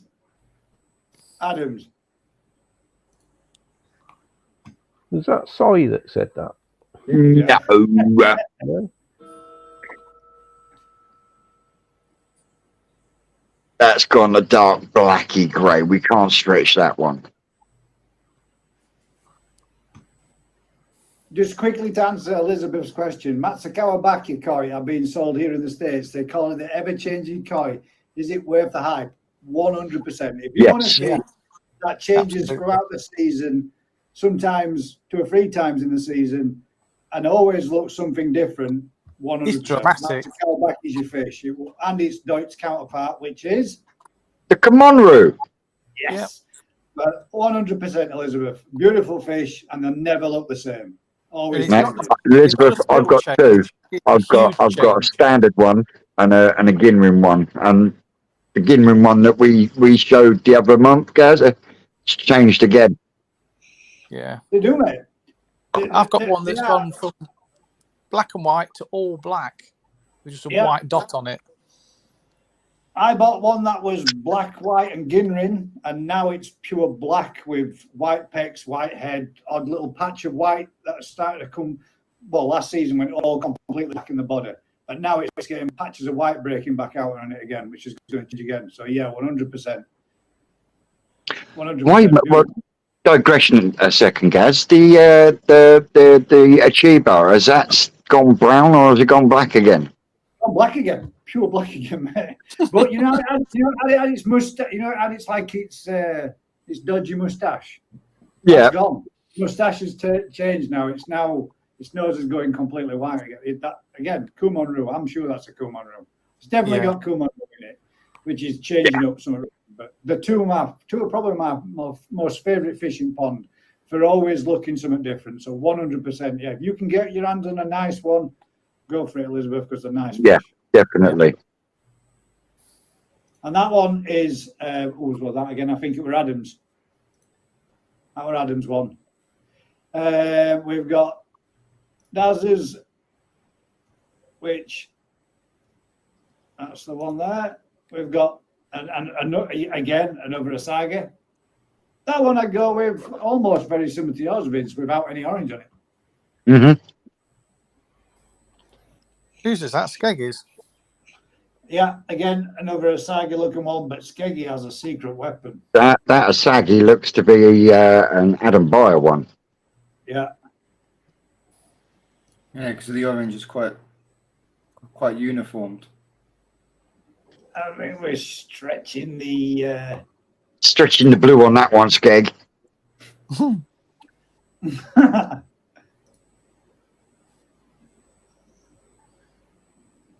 We really are scraping now, aren't we? I don't think the colours are coming through the water. Yeah, That's what it pretty is. Asagi. And Skeggy doesn't particularly like Asagi's, but he's got a few of them. Yeah, I know. Yes, that's it. He's got quite a few of them. The secret weapon there, Skeggy has a full blue Shisui.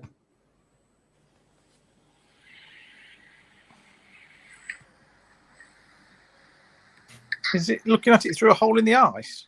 No, Weird. that's the net. What's the net? The sun shining through the net. Can we zoom in on that one?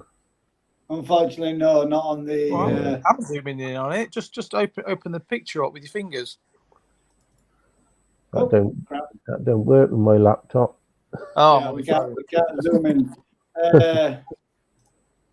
Now, Vince sent us some. now that's blue.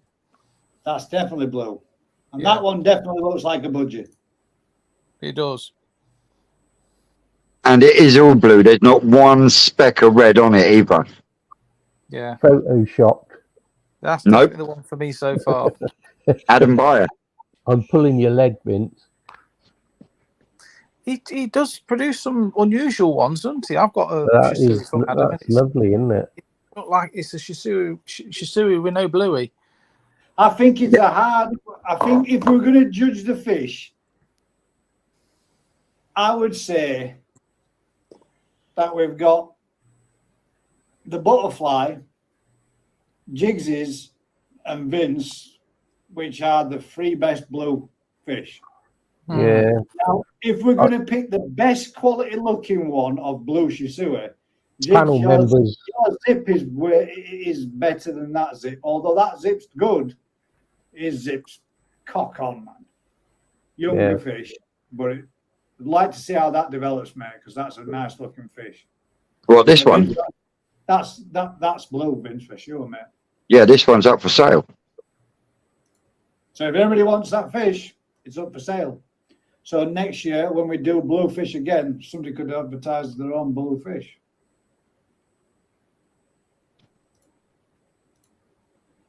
Yeah, that's an Adam Beyer fish. That one. Can we pick the best Asagi? Yeah, we can. Where's mine, lad? Will says. Hang about. Well, I've got a few more yet. That Shisui is 28 cm because I measured it today. Mm. Where the hell? There we go. Right, so we have a few more. Let's bring them back up. So we go into here. We got Will sent us one, which is. Okay, guys, this is my collection of blue. Oi.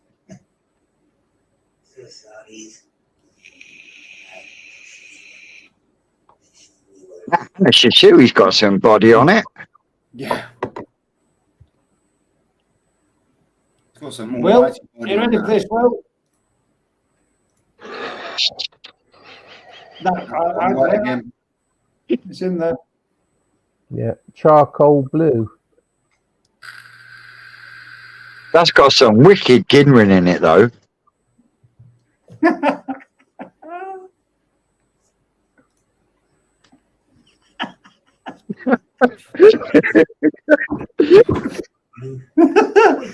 Oh, God. That was a good one as well. Si's on fire tonight, mate. Yeah, it's like on fire. So there's our Wills. And then we've got.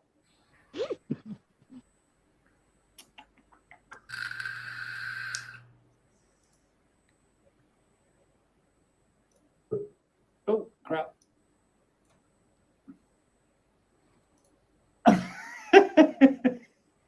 I actually asked, where is the blue one to Liam's? And he said, it's hidden. You got to find it. Can I make that full screen? There we go. Liam, that made me giggle when you said that. You got to find it. I mean, that's got blue on it. Oh, you're stretching it with that one. Yeah, seriously stretching it with that one.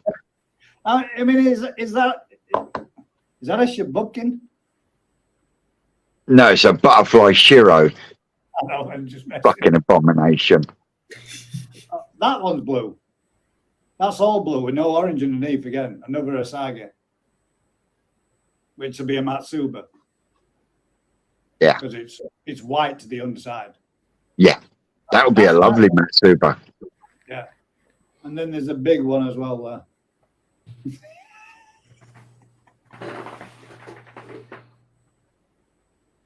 Deutsche Kajaku. Yeah. Not blue.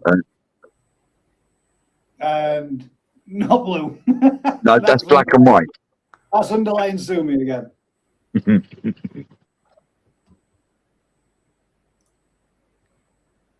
So I'll bring. Oh, Okay, guys, yeah. this is my collection of. Now we get to see Will's again. We've got. That's Liam's again. Sorry, mate. Bringing yours back up again. Okay, guys, this is my collection of blue. That's the one I wanted to click on. I reckon this one could take it right up to the last bit when you shot yourself in foot. That is a lovely blue koi again. Nice zip. Oh, everybody's getting dropped out tonight. What's going on? What is going on there? Oh no! That one's a nice blue one. Yeah, it's a bit distant. What is it? Is it a sargi? No, it's just a suey. It's Shui again, isn't it? Right. Shisui again. Same fish throughout, I think. Look tiny on Until my you phone. did this bit and you turned it over and showed us the underside. And showed off the Oh. orange. You should have just kept it secret. Nobody would have known. Now we know it's That is Shisui. that is a very pretty shisui, though. Isn't it? Nice. Yeah, that's beautiful laterally. Yeah, that's really nice down the lateral line. Yes. She's doing. It looks like he's got an asagi belly. That's Mm-hmm. strange. Mm-hmm. Yeah, that's really pretty. Yeah, it is nice. But it's Be not all interesting blood. to see it when it gets big.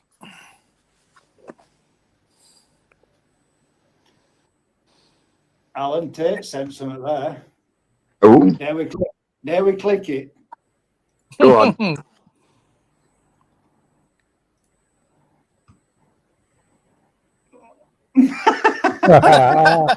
Now that has been photoshopped. That's Mr. Tate Alan's, takes isn't it. That's it. That's the winning fish. Thank you very much, Mr. Tate. Is that fucking Aaron again? No, that's Mr. Tate. Alan Tate sent that. Yeah, That is- the Haku, isn't it, with the colour changed?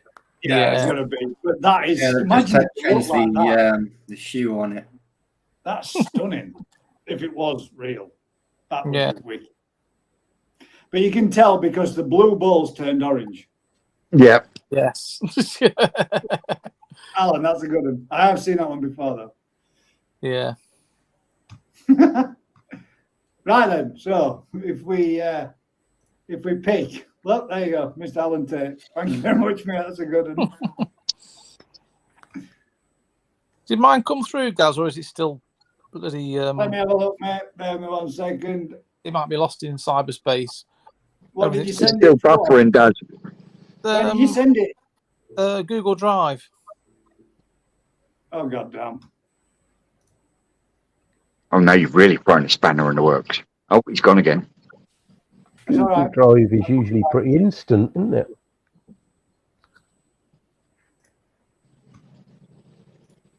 He's like the Scarlet Pimpernel tonight, isn't he? We seek him here, we seek him there. Oh, And then all of a sudden he pops out from nowhere.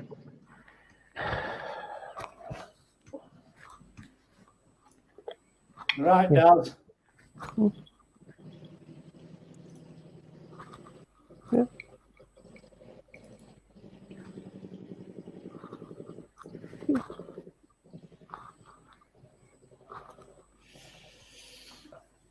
Look at those red eyes. A late entry from Mr. Whitehead. Not too many. Here they are. That got a kink in its tail. It has, yeah, I was just going to say that. It has, hasn't it? Where's that one from, Daz? Is that one you've bred? No, that's it. That's your It's lot. going to get. It's a bifter. If it is, we need to get rid. That's got a kink here on tail, hasn't it? Yep. I like that. It's a bit to get rid. You've been watching too many of my videos, haven't you? Well, yeah. Right. Scooby so, snack. Which one are we going for on the... Oh, God damn it. Back to Facebook. I think the best one. Oh, late entry from Amanda Smith. That's the same one. Benny Kickaroo, isn't it? I think that's the Yamtanishki. Yeah, possibly.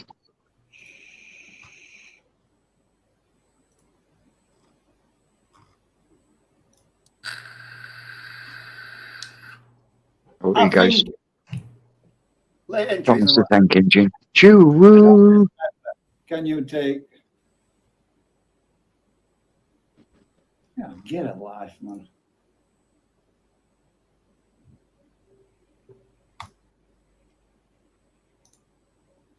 yourself. God, too much technology, Gaz. Simple solutions, though, mate. Ta-ta.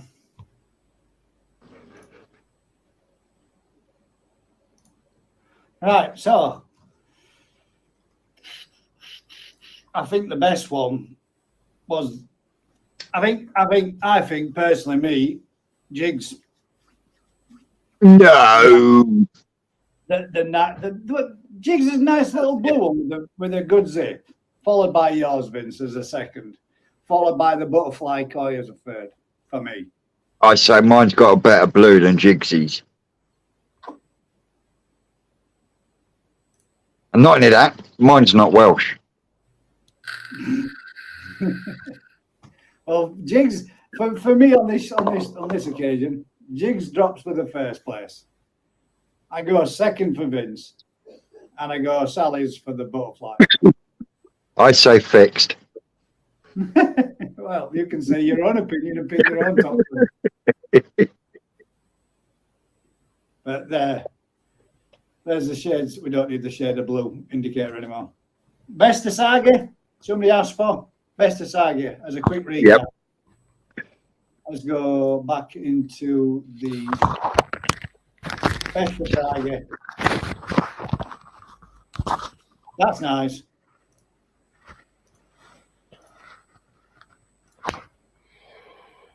Ah, that's a good Asagi. Yeah, I like that one. I'm going to say Chris at first. If we have a quick recap, but I'm going to say that's the best Asagi. I don't know now. Simon's is nice as well. Yeah, it's a toss up That is between them. very pretty. I would say that one first, followed by Chris. I think that one's just got cleaner lines. I think Strange and Weird and Wonderful pick that one. Yeah. Yeah. I like that. Really nice, that. Well, I've no idea what the hell it is. But that's nice. I like that, Simon. That's a very nice fish. Definitely unusual. Yeah, that's wicked. Like I say, I'd like to see that again, sort of like this time next year. Yeah, see how it's changed or Yeah, definitely. what growth it's had on it. And that Komomaru is lovely. Best Asagi. If you see it, I've got to say that's best Asagi, that. I mean, Shisui. Sorry. Best Shisui. Hang on, we just done this. We've done the Asagi. It's the best Shisui. That's got to be best one, hasn't it? That's perfect. That's stunning.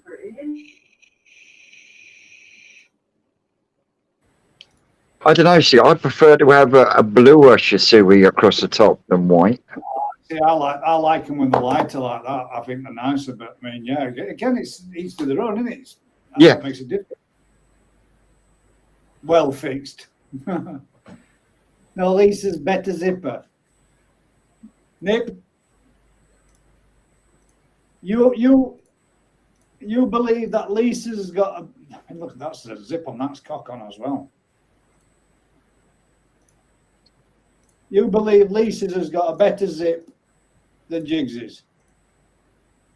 Don't know. That's going to be a nice. That's a nice Asagi too. Slightly more evenly spaced. There isn't one next week. We're having a week off. Yeah. But the week after Sankey.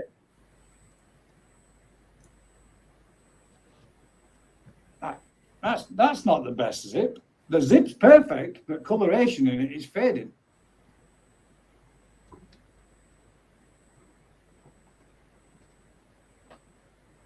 Structurally patterned and positioning and placing, yeah, it's very good, very, very good.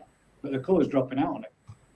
Yeah, but the thing is, the zipper on that, it's not consistent, is it? It's No, when you actually look at the scales going down the zipper, you've got irregularities in the scales. Can you see what I mean? They're not identically sized. They're not symmetrical as they go down. the next Beautiful fish. Yeah, it is. It's very nice. Lovely. over But those. I wouldn't say that that's a perfect zipper. If you look at, hang about, if you look at Jiggsy's zip on the Jiggsy's one.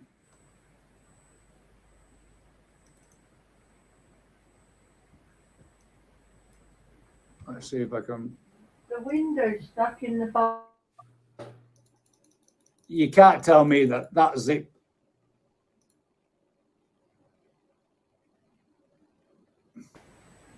Now, see, the thing is, that Jiggsy's got in his hand is a Shisui. So therefore it should win best Shisui, not best blue koi. But it's blue. But it's red across the bottom. Look at that zip. That zip is perfect, man. Yeah, that should win best Shisui. The one next to it's got more chance of being all blue. Not the one next to the one he's got in his hand, not that one.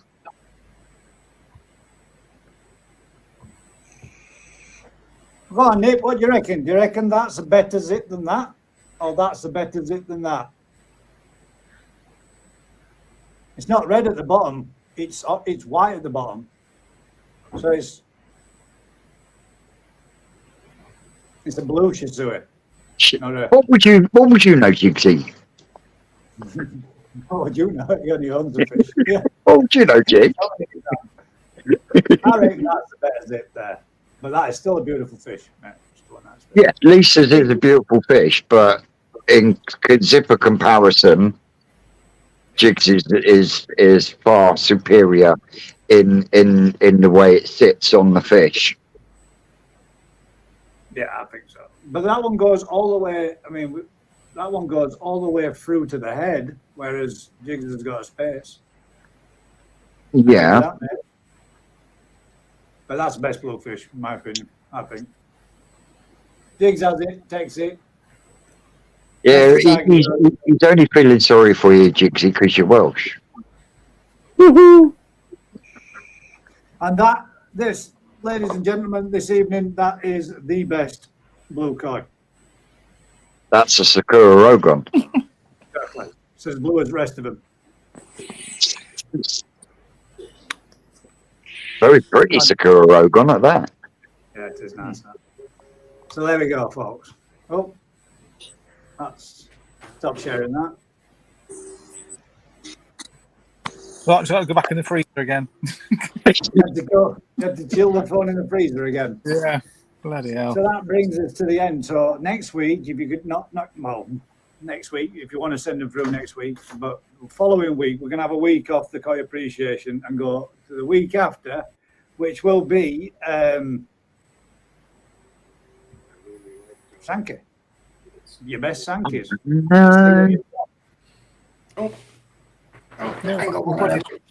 I haven't even got a fucking Deutsche Amateurnischki I can put in it now.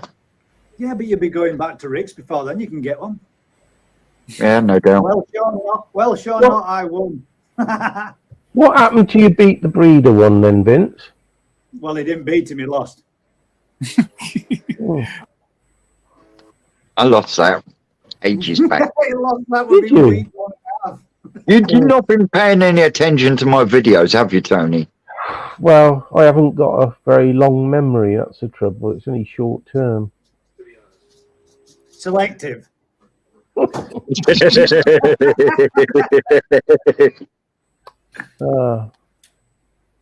You know how he didn't deny it? No. Yeah, I agree. Vince needs to be nice to the Sankeys, and he's going to be shocked because I know that there's some people out there that have got some beautiful Sankeys. So I'm looking forward to seeing them. No, Chris. Do you know what a Sankey is? It's just a poor man's shower. Some Sankeys cost more than showers. Yeah. I couldn't give a shit. Haven't we already done Sankey? No, we haven't. We did shower, mate. We did shower. We haven't done Sankeys yet. No, we haven't had Sankeys yet. Blue Sankeys, please. Yes. Send me in your blue Sankeys. Almost finished anyway. Widow Sankeys. Right, guys. That is the end of this evening's show. I'd like to I've say just a been massive told off for being too loud. Oh. I'd like to say a massive thank you to everybody and to Vince's partner for telling him off for being too loud. Cheers for joining us, Daz. I hope you enjoyed your fishing evening. Thank you very much, Tony, for joining us. Thank you very much, Ed, for coming on and joining us as well, mate. And Vince, as always. If you could do me a huge favour, guys, don't forget to like, share, subscribe. Tell a friend. Until next time, keep smiling, Keep everybody. smiling. And we'll see you on the next one. Take it easy, all.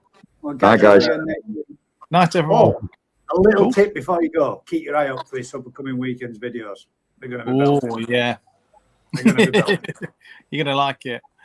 Catch you all next one. Carrot dangle. Catch you all later, guys. Good night. Bye. Cheers, everybody.